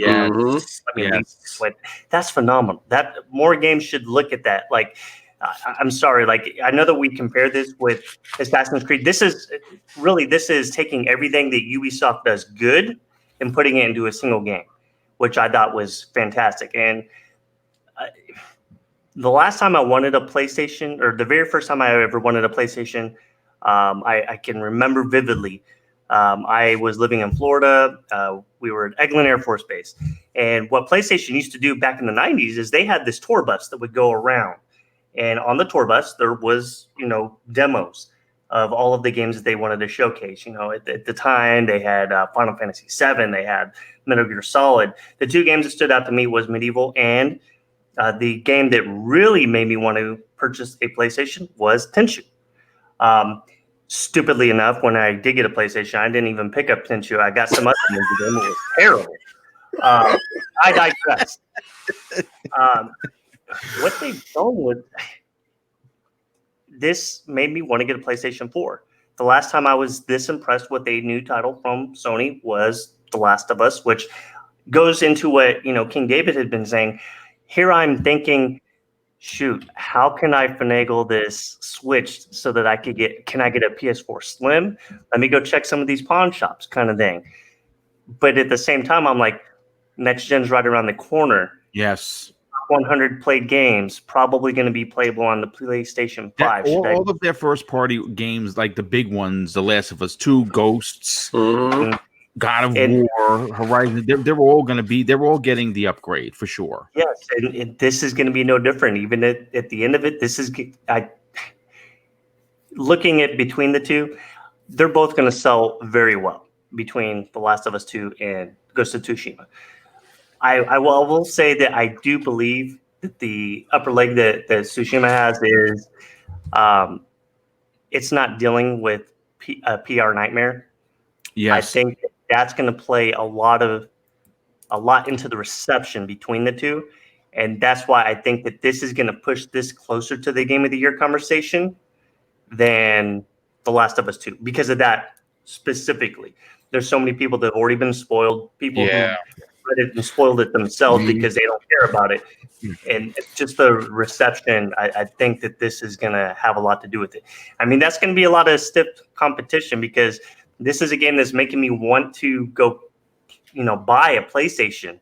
I play PS Now, so like I'm Captain PS Now, like King is Captain, Xbox.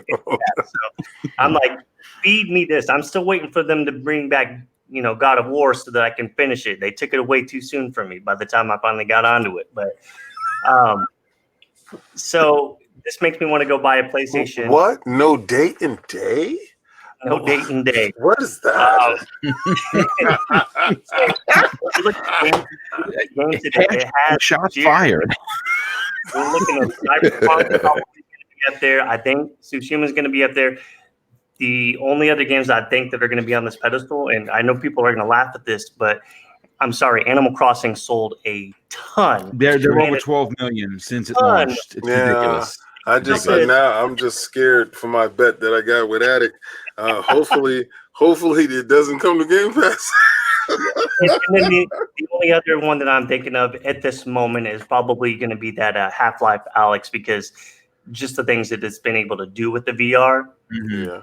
It's just there's no game equivalent on any other system of what it's doing. So I'm excited for it. I just need to know, do I buy it now or do I suffer the PS4? Me personally, I would just wait. That's just me. I understand it's a to spend $400 if you're going to get a Pro or you're going to get a Slim, even at 3, when you could logistically save that 3, trade in something and get a PS5 in November, which we're actually been hearing. There was a leak. I don't know how true it is that they would release it in October. That was a leak that Sony was like, no, that was a mistake by my marketing.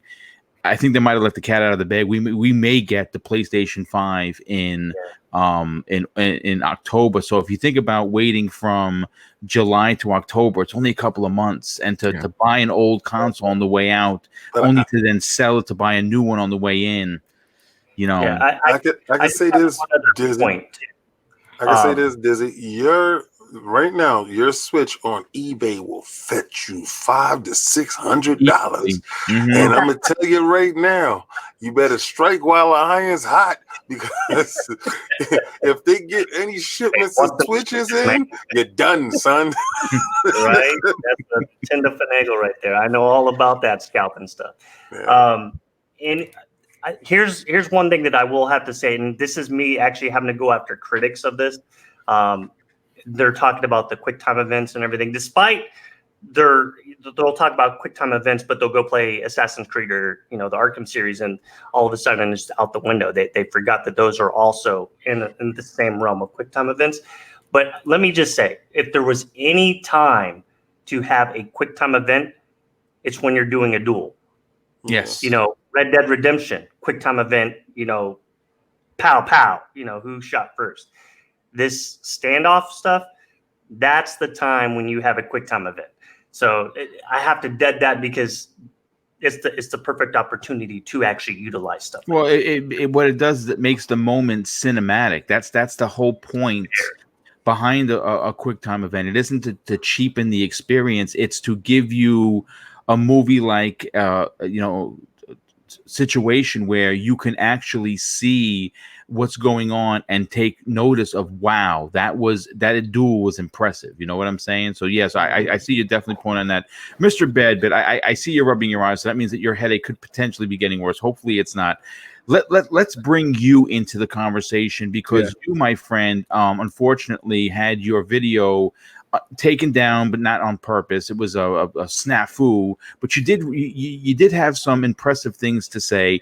What were your personal thoughts regarding Ghost of Tsushima? Do you agree with me where the narration that was done should be the standard moving forward? So first and foremost, please go check out that video. It's on YouTube right now. I worked real hard on it, and I'm real proud of it. Okay. Secondly, Bad Bit Games. Thirdly, this is a lot of like talking about state of plays. The biggest critique that I've had, and I think everybody had, is there's not enough content that's worth a damn to put on a state of play. And this is now them taking a year to learn what the format should be for state of play and implementing it. Having disembodied voices talk over the devs, talk over this game step by step, what it's about. I like pretty much the story of three Jins, the main character, right? You have this explorer Jin. He's just like, he has this big long hat. He's in his like normal garb and he's walking around. He's exploring. He's doing what have you. He still probably could fight, but he's again more like surveying areas rather than going in as the samurai. And so the one thing that Sucker Punch loves to do, and I'm seeing it here and it's night and day, is giving you choices, right? Similar like Mass Effect. You got your good choice, your Paragon, and your Renegade. And, Infamous played with that a lot as well, is create your own superhero or at the end of the day, villain. And what they've implemented here is directly via gameplay. You could be the honorable, the good, which is the samurai, Jin the samurai, or you could be the fear, the terror, the merciless, and you could be the ghost. And that it was that was the cool thing, because to me, Samurai Jin, his combat style is that of honor. So like the cool thing about like Ghost of Tsushima, it is they wanted to get the essence of how fighting was back in the Mongol invasion.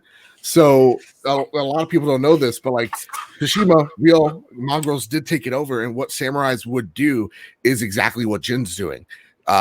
Which is guerrilla warfare, sneaking in at night, lighting ships on fire, swimming back to shore type of stuff. So to see that here, I was like, oh, this is nice. You see that they really want to get at least the essence of that time period, right? Seeing his fighting stance, which is more like a Kurosawa film, which is like, if you love Westerns, you love Star Wars, that's what you're getting here. That's why you're so pumped.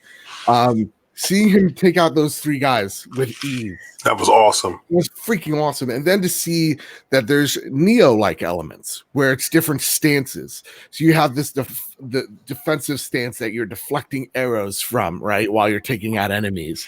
You have a stance which makes you more agile, and there's stances that make you apparently like stronger. So you're able to really play the way you want in that samurai form. And then, you're honorable. Like after you did what you need to do, you bow, you pay your respects, and you leave. Or you could be the ghost, which is merciless.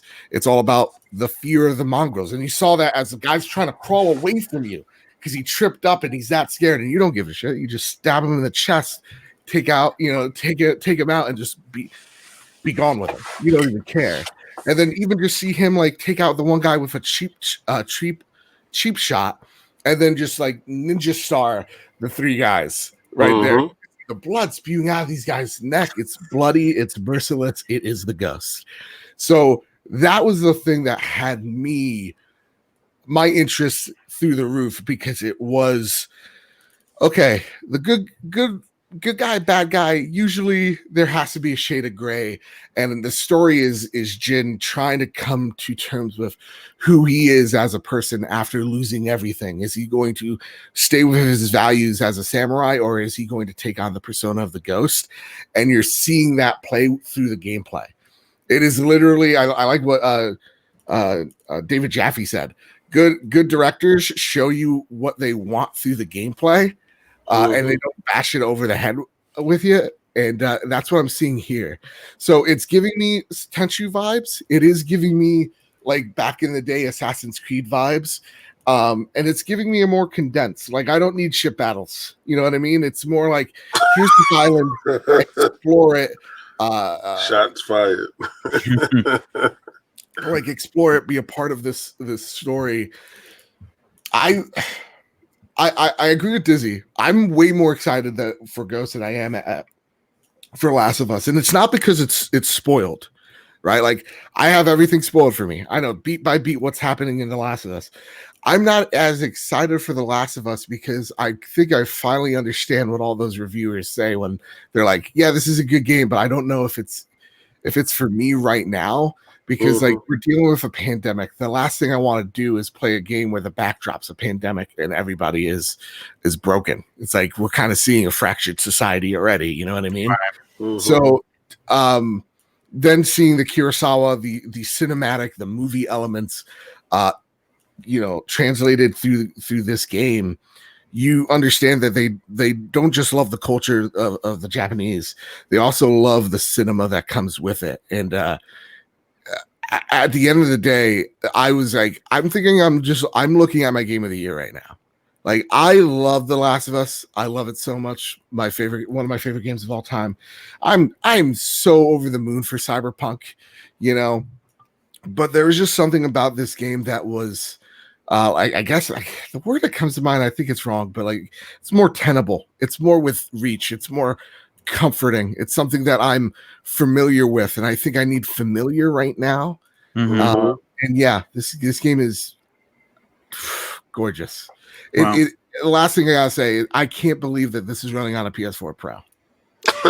Yeah, no, absolutely. I have to agree. That's a really great point. I mean, obviously, we've seen time and time again the developers for Sony's first party, which I believe there's 15 of them, have really shown their prowess, if you will, when it comes to developing these very, very high quality AAA masterpieces. And I believe that we're going to see this go right into fall into that particular category. But real quick, let me bring in BitCloud so we can close out this topic and move up to the last one. BitCloud, just out of curiosity, what are your personal impressions regarding Sucker Punch's new IP that's been in the oven for quite a bit? And in your opinion, what do you think is going to sell more? Is it going to be this title, or is it going to be The Last of Us 2? All right, so I'll answer first one first, or second one first. So sales, more likely this might be the sleeper hit. Yes. Versus Last of Us 2. I mean, the reason why I say that is, again, Last of Us 2 will sell. Obviously, everybody wants it still. But I don't think I think a good chunk of the sales probably will be lost, or it'd probably be slowed down because of the leaks and everything. Everybody was kind of being spoiled, and some were intentionally spoiling it, in the midst of this, just be ignorant. So again, some people might not actually buy Last of Us 2 over this. This right here, though, okay. So we rewind the stream like 4 times. We watched it live on the channel. The first time, and especially when they announced Japanese dialogue, and the fact that it has subtitles and everything too, and you can actually have that new film grain where you can make it black and white, like old school films. Let me tell you, man. That's something I've been wanting for a lot of games, especially samurai games. I wouldn't mind if they added that for Sekiro. Yes. You know what I'm saying? I wouldn't mind if that was for Sekiro. That in the easy mode. Easy mode. It's not called easy mode. It's called developer mode, sir. There you go. But again, that would have been incredible. Now, as far as the stance, Bad Bit actually stole my point because I was going to bring this up. But it reminded me of, I don't know if you remember this, Bad Bit. You remember Infamous Second Son? Yes. Remember the morale system, good, bad, and then like that affected the actual ending, not necessarily the scope of the story. Well, different cutscenes. But not really the big scope of the story. It was real like the ending that really got the big crazy twist. I'm wondering, did they hone their craft with this morale system, with you being honorable? Will there be repercussions upon you being honorable versus just being the merciless ghost? You know what I'm saying? We looked at it as like this fear thing. And I like the stances. The stance do remind me of Neo. I play a lot of Neo, so that's another game that's going to be on the platinum list very, very soon. But Neo 2 is going to be on there. But the stances and everything and how he did it, and again, I love the effect too. When you kill the enemies, he does that traditional samurai in traditional samurai fashion, just like the movies, where he'll take the blade and he'll like swipe it, and the blood comes off the blade. Then he'll. And you know what's impressive, dude? Just when he did that, you saw the blood splatter on the blood splatter, and it like hit the ground, and then he sheathed the blade. I like that. Then he bows, and then like pays respect, goes off. Now, Honestly, I think a lot of us, for the most part, even though it's cool with the honorable samurai style, I think all of us are going to be really pushing that ghost portion of this. Oh yeah, You know why? When they announce full customization for the character, and as you can make this character look any way you want them, plus the different outfits are not just cosmetics, they can give you different particular styles. You know what I'm saying? Like it affects the actual gameplay and how he moves and how swift he is. I like that. I like the throwing stars. I didn't think he had those. I didn't think he had shurikens, and he threw it in the dude's neck. I was like, okay, yeah, I'm playing the ghost. I'm not playing no honorable good guy. Makes you wonder if that choice is going to be there at the start, or will this be something that's story related at first? Maybe you start off honorable.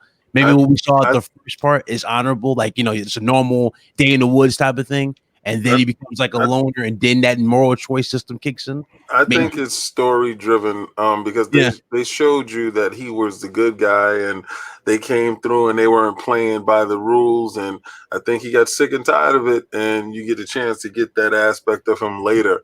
I hope they do. I hope they force you to play the good guy first in the beginning to show you why you're going to be evil later, or going to be just downright dastardly. Because you just want to be the badass. Given a choice, we're always going to pick the bad guy. I mean, I'm sorry. That really reminded me of. It reminds me of any time that somebody restarts an Elder Scrolls game and says, "I'm going to be a mage," or "I'm going to be a tank." They're a stealth. I also like too. Remember how everybody was complaining about their no waypoint systems and stuff like that in the game? There's a lot of criticism there. They can basically confirm that there is waypoints, so you can leave a waypoint to where you need to go because there's like a little distance meter. It showed you how far you were from the thing. However, what I like and how seamless they're pushing this too, though, on your way there can be elements that can lead you to different things. I'm gonna be 100 hours in that game. I'm gonna go everywhere. I can already see it, like a lot of side missions. Yes. Yeah. For all the criticism, like the world's empty, the world's empty. Like, dude, the Breath of the Wild's pretty empty, but there's exactly. They don't want to see none of that. They don't want to see that. They don't want to you say it downgrade. Dude, just say it downgrade, or it's like, oh god, here we go.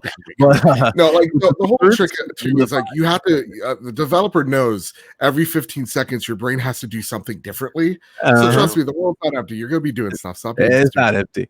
Yeah, with the birds and the foxes, I like that's a nice touch. The birds, like different animals, lead you to different type of missions. Like a bird leads you to like somebody needing help, or the fox might lead you to a cave that you can explore and probably I guess find gold or maybe like pieces of armor, maybe something like that. Well, the one of the things that one of the vibes I got was, and that's what kind of made me a little nervous but excited at the same time, is that it gave us the Days Gone where they showed going into houses to find different items that you can use to build, to clothe yourself, to build weapons. I would imagine there's going to be some sort of an RPG-esque system, whether that's deep or not, I don't know.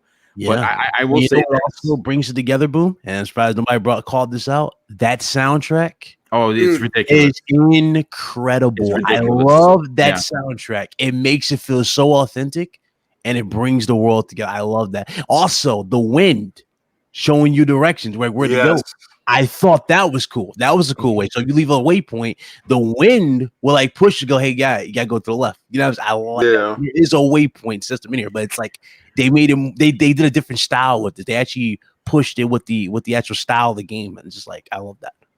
Well, I will say this as we close out this topic and move up to topic number 3, which of course I was right to write only 3 and keep the one in the back pocket. I'll move that forward to Monday's show because I knew we were gonna, everyone's gonna have a lot of stuff to say. I am very excited for this title. I cannot wait to get my hands on it. But I am gonna say this, folks. It makes me scratch my head a little bit as to why we're getting 2 monster games within 30 days of each other. I don't understand this whatsoever. I understand that the PS5 is coming, which makes me even more believable that it's going to be in October, because it doesn't make sense, man. It's never been in that position for sure. That's for sure. I just hope that one game does not cannibalize the other, because they're 2 massive games. King, and you do you think that's what's going to happen? I believe it will. But I also believe their hand was forced.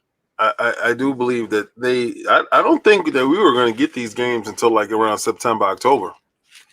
And Last of Us 2 is kind of just like it's on the whim now. You got to get it out there as fast as possible with all the leaks. Like every time you release a post, somebody spoils it and drops like a screenshot or something stupid. Yeah.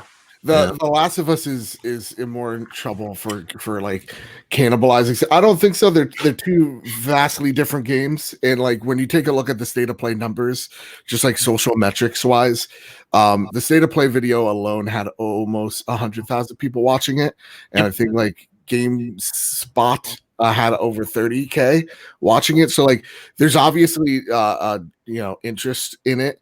So I think Ghost is fine. And when I mean familiar, like when it comes to like The Last of Us Part 2, the state that it's in right now, I think not so much the leaks or the spoilers, that the climate that we're in for The Last of Us 2 might affect it. Because I don't want to be depressed right now. I don't think so. I don't think that's going to have anything to do with it. I don't think that it's going to affect it in any capacity. The only reason why I say this is because I believe Last of Us 1 was a console defining game. It gave you characters that you didn't know about, and a world that you had to learn about, and a thought of what could be. And it made it real and tangible. Right. So we thought it was all incumbents to one end all be all story that was done. And then when we found out we was getting The Last of Us 2, just take your brain back to when they showed Last of Us 2. And that was that heartbeat that I thought that the PlayStation 4 needed.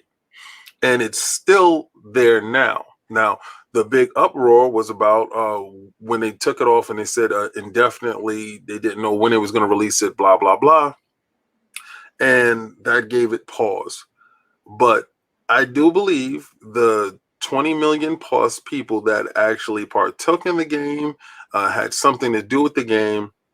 I believe if you can capture half of that base, and I believe they will, because I'm definitely buying that game. That's not even a thought of if I'm going to wait until a PlayStation. That is not going to happen.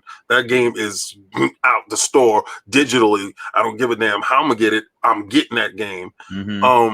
Because I believe that game more so over Ghost is going to define the PlayStation 4. That's going to be it. Now, my fear for Ghost is that it falls in Days Gone. When Boom said that, scared the hell out of me, because I remember anticipating Days Gone, and I still haven't purchased it yet. But I'm going to get the game because I want to play the game. It's a lot of games out there that I haven't gotten yet that I do definitely want to touch, but I don't want that game's money, because remember, Last of Us comes out first. Financially, if you're in a quagmire and you got to pick a choice, you're going to pick that big budget film over that indie film that you really don't know too much about, that you might like, but you've known that you've ate at this restaurant before and this is the banger. I don't know too much, and I honestly believe Ghost will suffer in that manner. But being that it's summertime, and usually there's a downtime in summer, maybe that might be the little push it needs, but it's no way. It's like there's no competition around it. You could just No, you made great points. Sorry. But I don't think it's going to touch it. I mean, listen. Again, this was a fantastic second topic. I just got to catch up on some of the super chats before I lose them. Rice Eater 79 drops an additional $5 super chat and says this: for your information, Tim confirmed the PlayStation demo was going to be playable at GDC. For many confused, Sony was never caught off guard. Okay, I mean, if that in fact is the case, I would, GDC was canceled and we didn't get it. So I mean, there's probably some serious truth to that. Pixelbit G drops another $2 super chat. Thank you so much. He says, Ghost of Tsushima stole AC Valhalla's thunder. Yikes! No, you know who stole AC their thunder? Ubisoft stole their own thunder by doing what they did, and you know what? To be honest with you, they hurt Microsoft as well, because I'm going to tell you this right now. Put the games that Microsoft had the way that they, without changing a thing. Okay, even the grainy camera from Greeny, right? Just don't change anything, but change the last 15 minutes of that show. And you have the controller in hand by the lead dude for Ubisoft. This is a non-conversation. So the one that hurt Microsoft wasn't Microsoft. Yes, they overhyped it, and Greeny might have overused some of the hype, and that's fine. He's an excitable kind of a dude. You know what? I love Aaron Greenberg, but it was the non-showing aspect of Assassin's Creed. So in essence of it all, the one to really look back and blame, and I love freaking Ubisoft, they're one of my favorite devs this gen, they really dropped the ball. Pixelbit G drops another $5 super chat. Thank you so much, dude. He says Bushido Blade is all about duels, and there are no quick time events. I was hoping for that action. Yeah, I don't know. Listen, I think everyone is going to feel really satisfied once they get their character doing what they feel comfortable doing, whether it's the way of the samurai, whether it's the way of the ghost, where it's a combination of the both. It's going to be, I think everyone's going to feel the gameplay is very satisfying. Jesse Darby, hey dude, thank you so much. He drops a $5 super chat and says this: I wasn't expecting that earlier, Boom, when you basically shouted me out, and it shouted me out, broke. Okay, say when you basically shouted me out, broke down what I was talking about. Great show, great panel, and that's all. Well, thanks, Jesse. We super appreciate it. I mean, it was a very, very intriguing question, and I thought it was worthy of bringing it into our conversation. Pyromancer drops a $5 super chat. Thank you so much for being here, my friend. He says, having quick time events with no button presses, pressing indicators on the screen adds a visceral experience to the cinematic combat in the game. Looked great. Yeah, I agree. It looked absolutely fantastic. And there's one other one that came in. Rob Jones. Hey, dude, thank you so much for being here, Rob. He drops a $2 super chat and says, Ninja Doolittle. You got another one that just jumped into. Oh, yes. Rice Eater 79. Thank you so much for your generosity. He says, King David, Days Gone, top 7 PlayStation 4 exclusives this gen. Yeah, I don't know. I'm gonna try it. Yeah, I mean, it's worth playing. I will say that. And Thanaros, thank you so much for being here, Thanaros. He drops a $5 super chat. Says, old really news that most people missed. The lead writer of the indie game Outer Wilds now works at Obsidian developer for the Outer Worlds. Yeah, I mean that's a big one for them. Yeah. But I promised that even though we only have 10 minutes left of the show, and we'll close out the show with this. You know, like piggyback. I was gonna wait till you finish. So I was gonna piggyback what you said earlier. The reason why that Inside Xbox again disappointed too. There was the mixed messaging. That's another thing they got to get right is their messaging. Well, listen, I'm gonna put it this way: they have learned a great lesson from. I hope so, because no, they have. There's no doubt about it. This is going to be July is going to be different. I hope so. Man. Yeah, July is going to be different, and I'm going to be honest with you. I don't necessarily think Aaron Greenberg is going to be the one talking moving forward when it comes to. He shouldn't. He said 4K. I'm going to be honest with you. I like the way Phil gets out there. He's very precise. He's very, he's very up in your face. He's at the moment in doing what he needs to do as the leader of Xbox. And I think that there are going to be a couple of lessons learned from not just the Inside Xbox on May 7th. I think there's going to be lessons learned from Ghost of Tsushima that we saw yesterday. I got a question. What position is Aaron in? I'm sorry to interrupt. Head of marketing. He's head of marketing. Head of marketing. He's head of marketing. So I mean, he's done a phenomenal job. I mean, if a lot of times you see stuff in the background and you're hype, listen. At the end of the day, it was Ubisoft that screwed it up. Yes, I don't care what anybody says. Those games that we saw, all those games we saw was better than Ghost of Tsushima. All right, all of them. But I will say this: had certain things been moved around, and we didn't get a sizzle reel, and we had controllers in people's hands. That's why the state of the play was phenomenal. All right, but had Ubisoft gave us what they were supposed to, none of this would be happening. None of this conversation would be. You know, we would have saw one game that we know that is coming out real soon, running off a Series X, and we would have saw some fidelity, we'd have saw a controller, we'd have saw some prompts, we'd have saw some takedowns, some kills or whatever going into this area. Ubisoft dropped a hell of a ball. I don't know how the hell they're going to make it up to Microsoft, but because of that, they turned the narrative from what was supposed to be a celebration into a breakdown. I still I'm not like Xbox. That's still their fault. They packaged it. They knew what they had. They still showed they overhyped it and everything. Yeah. Wouldn't you hype it? No, I wouldn't have. No, I wouldn't have. You wouldn't hype it? I wouldn't hype it and say gameplay. And that word. See, that's where you get into that gray area, man. Yeah. Everybody, the hypocrisy is ridiculous because we tuned in strictly for that game, David. That's a lot of us tuned in for, strictly for Assassin's Creed. I said no. I didn't just tune in strictly for Assassins. That was I tuned in. Everybody wanted to see. That's what they wanted to see. I got 9 new IPs. Right. I tuned in for the what's going on, what's going to happen next. Now, I know I'm buying Assassin's Creed. I don't care what the hell they're going to show.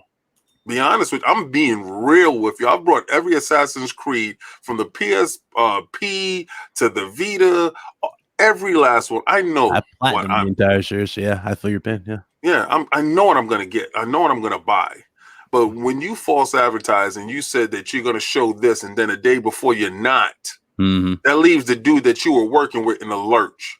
Yeah. Mm-hmm. You know? Great point. Yeah, but I don't think that worked. Like, honest to God, like, they had that package for at least a few weeks to drop that in. And so, like, if I was Microsoft, I would have said, hey, listen, we're going to get some gameplay. They got like the whole thing, you know? Maybe memory.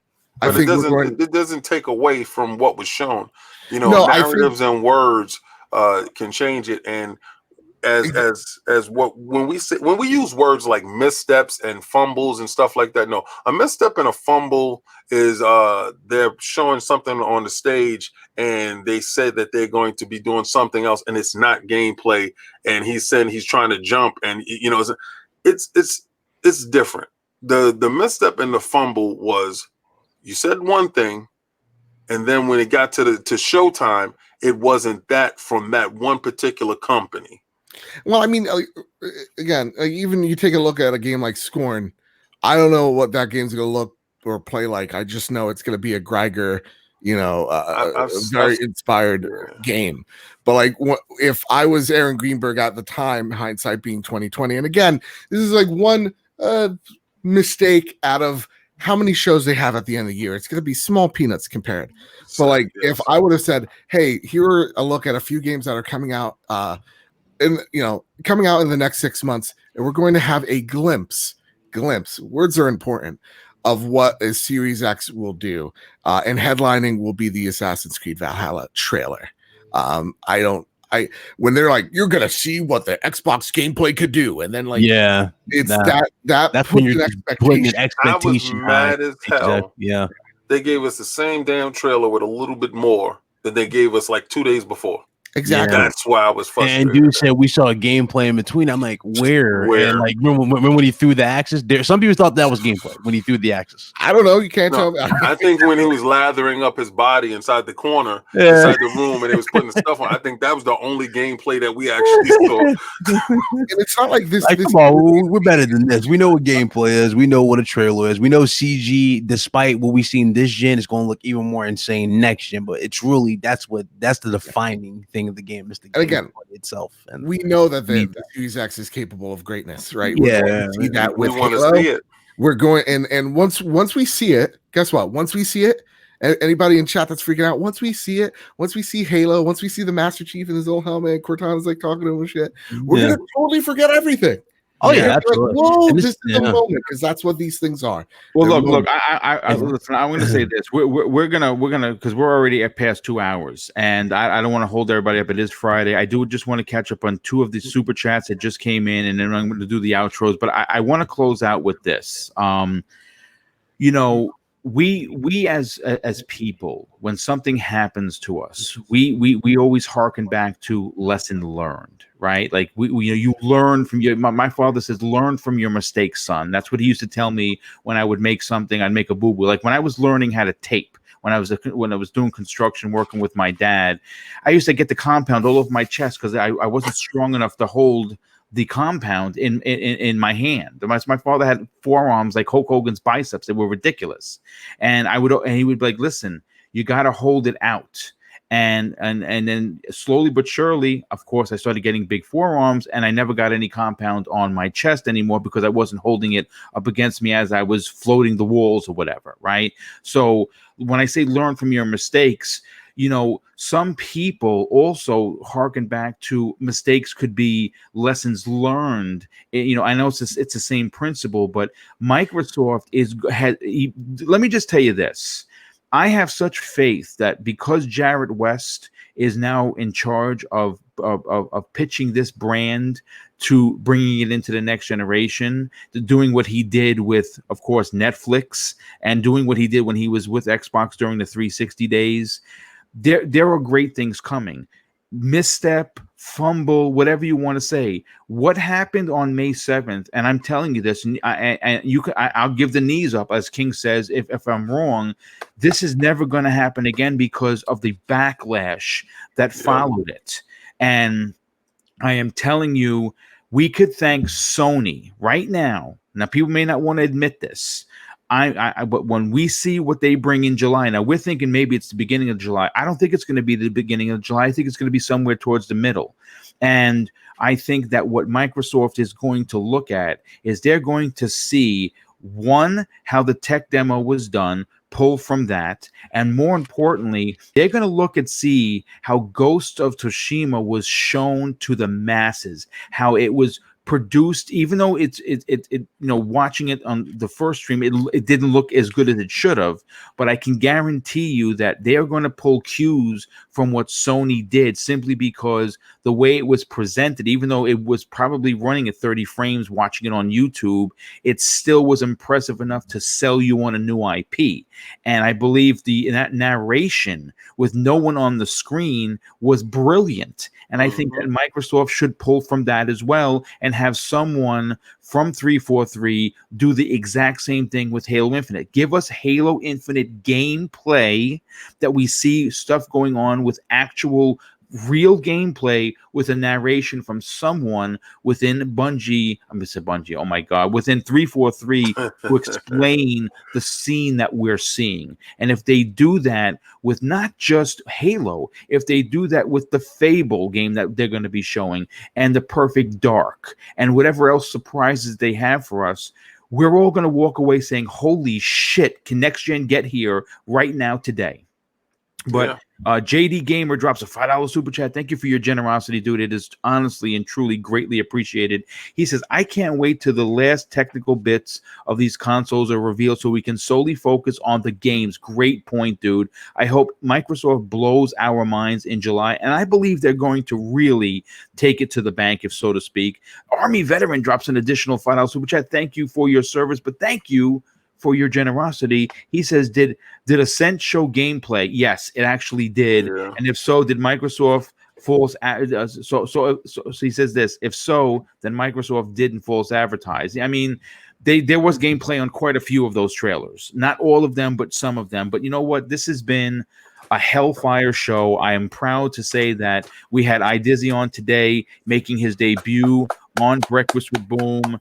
And of course, there was, there was one other topic that I'm going to save Crispy. I'll save it for next week. We'll bring Crispy back and see if he can be here so we can talk about it, because it was actually, he was very hyped for it. But we'll start with the outros. And iDizzy, let's start with you, because you are our special guest, my brother. Listen, we love that you are done with your radiation. We love that you are so active in the community, and we absolutely love your passion for gaming. Do me a favor, dude. Tell everyone where they can follow you on social media and check out some of the other things you're doing within gaming. Hey, thank you once again for having me on the show. And before I do that, I do want to give you, sir, a big shout out and everything, mainly because everything that you do in the community is inspiring and phenomenal. And I don't think that you get the credit that you should be getting, because there's individuals who are out here that do a lot more than others see. They just see when the show's on, what's being said, and things like that. And Boom is a fantastic individual out here. I appreciate everything that he does. The amount of hours that this man puts into each one of these shows. Thanks, dude. He kind of like alluded that to. I know that I write, but this man writes. So, King can attest to that, but thank you very much. Yes. So I wanted to make sure that I give a sincere thank you for everything you've done, not only for me and my family, but everything in the gaming community. On both sides. And by both sides, I guess that means all sides, except for the Ouya, because nobody wants the Ouya until we get nobody the Ouya. As far as following me, of course, it's iDizzy81 across the board, Xbox, PlayStation. If you want the Nintendo Social Security, as Lord Cognito likes to call it, just hit me up and I can provide that as well.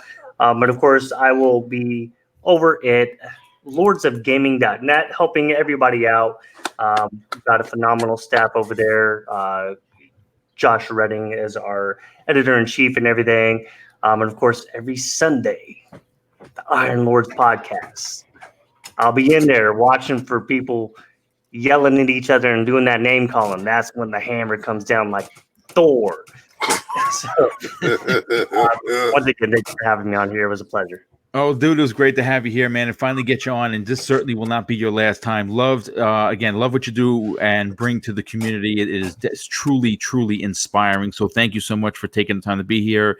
And of course, we'll go to Mr. Bad Bit because I don't want to keep him too long. He thugged out a migraine to be on this very, very heavy Sony show, which I thought was well played by everybody. So of course, there's two things, Mr. Badbit. Number one, I want people to get out and check out the video that you worked on for yesterday. That you got thrown a screwing, if you will, from YouTube.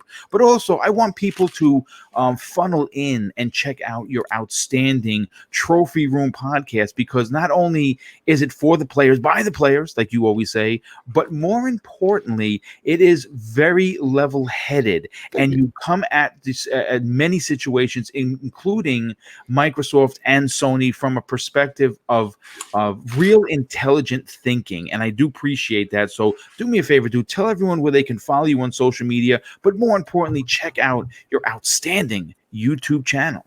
Yeah, so like, real talk, the reason why I have the camera on and off constantly is because when I'm not talking, I'm doing this. Oh my god. I can't. So once I say my spiel, I'm just gonna dip out. Thank you again, everybody, for dealing with me. Maybe I was a little bit incoherent this week again. I really do think it's allergies. It's killing me. But with that, if I do survive this weekend, please go over to Bad Bit Games, where we talk about all things games news, reviews, unboxings, all that jazz. Bad Bit Games over there. And also, the Trophy Room is also on YouTube at Bad Bit Games. Well, it is also on iTunes, Spotify, wherever you get your podcasts. It is a PlayStation podcast made by the players for the players. Me and my best friend Kyle, we break down the latest and greatest in all things PlayStation each and every Thursday. So check that out. We are 2 5-star reviews away from 69 reviews on iTunes, which I love it. Super I love cool. it. Everybody, thanks again. Yes, Thank you, brother. Feel better. Big Cloud, love you. Crispy Bomb, you're all right. I'm only kidding. Love You know, speaking of Crispy Bomb, let's get you on out of here, my brother. First of all, thank you so much for being here as always. Love having you on the show. I think this is actually might be your third week in a row, which is really epic. I love working with you.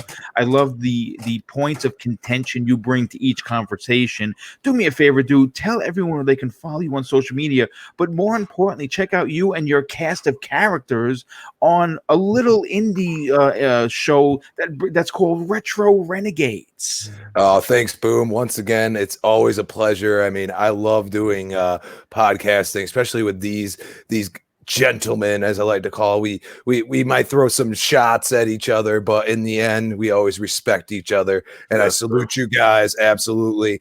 And also, if you want to know what I was doing at the end of that, I was kind of yelling no with my mic muted because I mean, that last topic was like I was like so ready for it. But you know, hopefully, me and Boom could get together and get it done because you're gonna have some serious enthusiasm about that last one.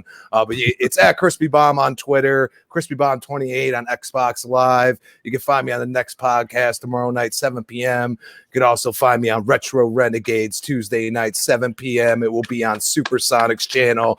And you always know we bring that live gameplay, baby. And that's the way we roll. Thanks so much for being here. Love what you guys do on that channel. Of course, bringing it back. And Big Cloud Gaming, let's get you on out of here, dude. Thank you so much for being here today. I'm very happy to hear that you are now going to you have exceeded 130 platinums. 123. Okay, 123. I had it backwards. Well, listen, that's ridiculous. But congratulations on that.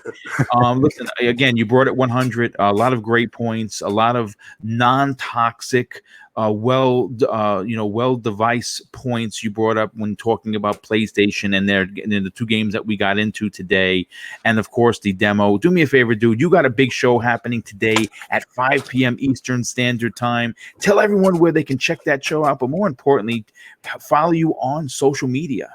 Well, the show was fire. Always a pleasure. Had a blast. Good talking to everybody. Of course, David. That's my brother there. Crispy Bomb. Yeah, you know he always goes quiet, Mr. Bomb, Crispy Bomb. But yeah. I was a little more talkative today. Come on now. I get it. Nah, he was in it today. You guys can follow me on YouTube, Big Cloud Gaming. You guys can follow me on Twitter, same name, Big Cloud Gaming. It has definitely been one hell of a week. I can't wait to recap it on the channel, 5 p.m. Eastern Time. RHD podcast, a lot to go over. We're primarily, I get this out the way because a lot of people ask me this all the time. Yeah, we're mostly PlayStation dudes, but we do dib and dab into other platforms. And this week's definitely it's no different. We definitely got to talk. So hopefully to see you guys there. Yes, have a good one, and y'all be safe out here.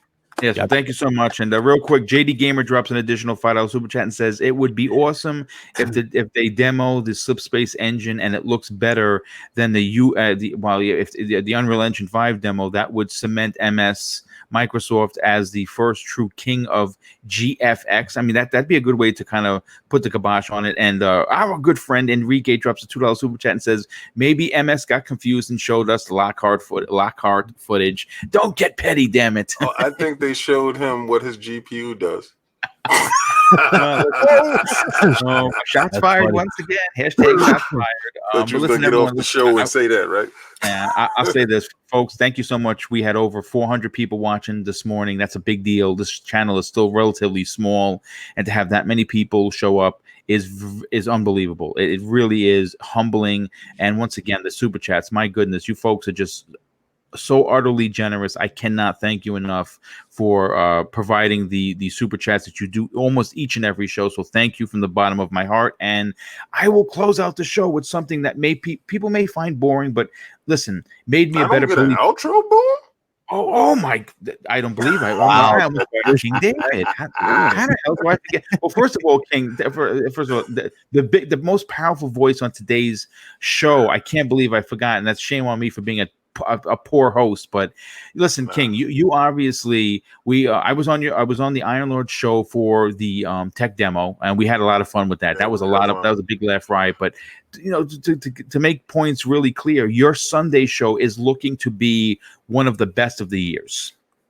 And I know that Cognito is hard at work writing this show. I don't know which topic you picked this week, but I'm sure it's going to be a good one. Do me a favor, David. Tell everyone where not only can they follow you on social media, potentially get backslapped on social media by you, but more importantly, check out a lot of the stuff that you do, including the King of Statues, which you can find on the Iron Lords podcast YouTube channel.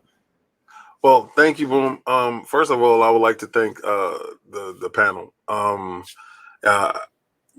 Big Cloud, you're my man. So I don't ever want anybody to think that there's any type of thing going on. Like I don't ever want that narrative. So you're a very good guy.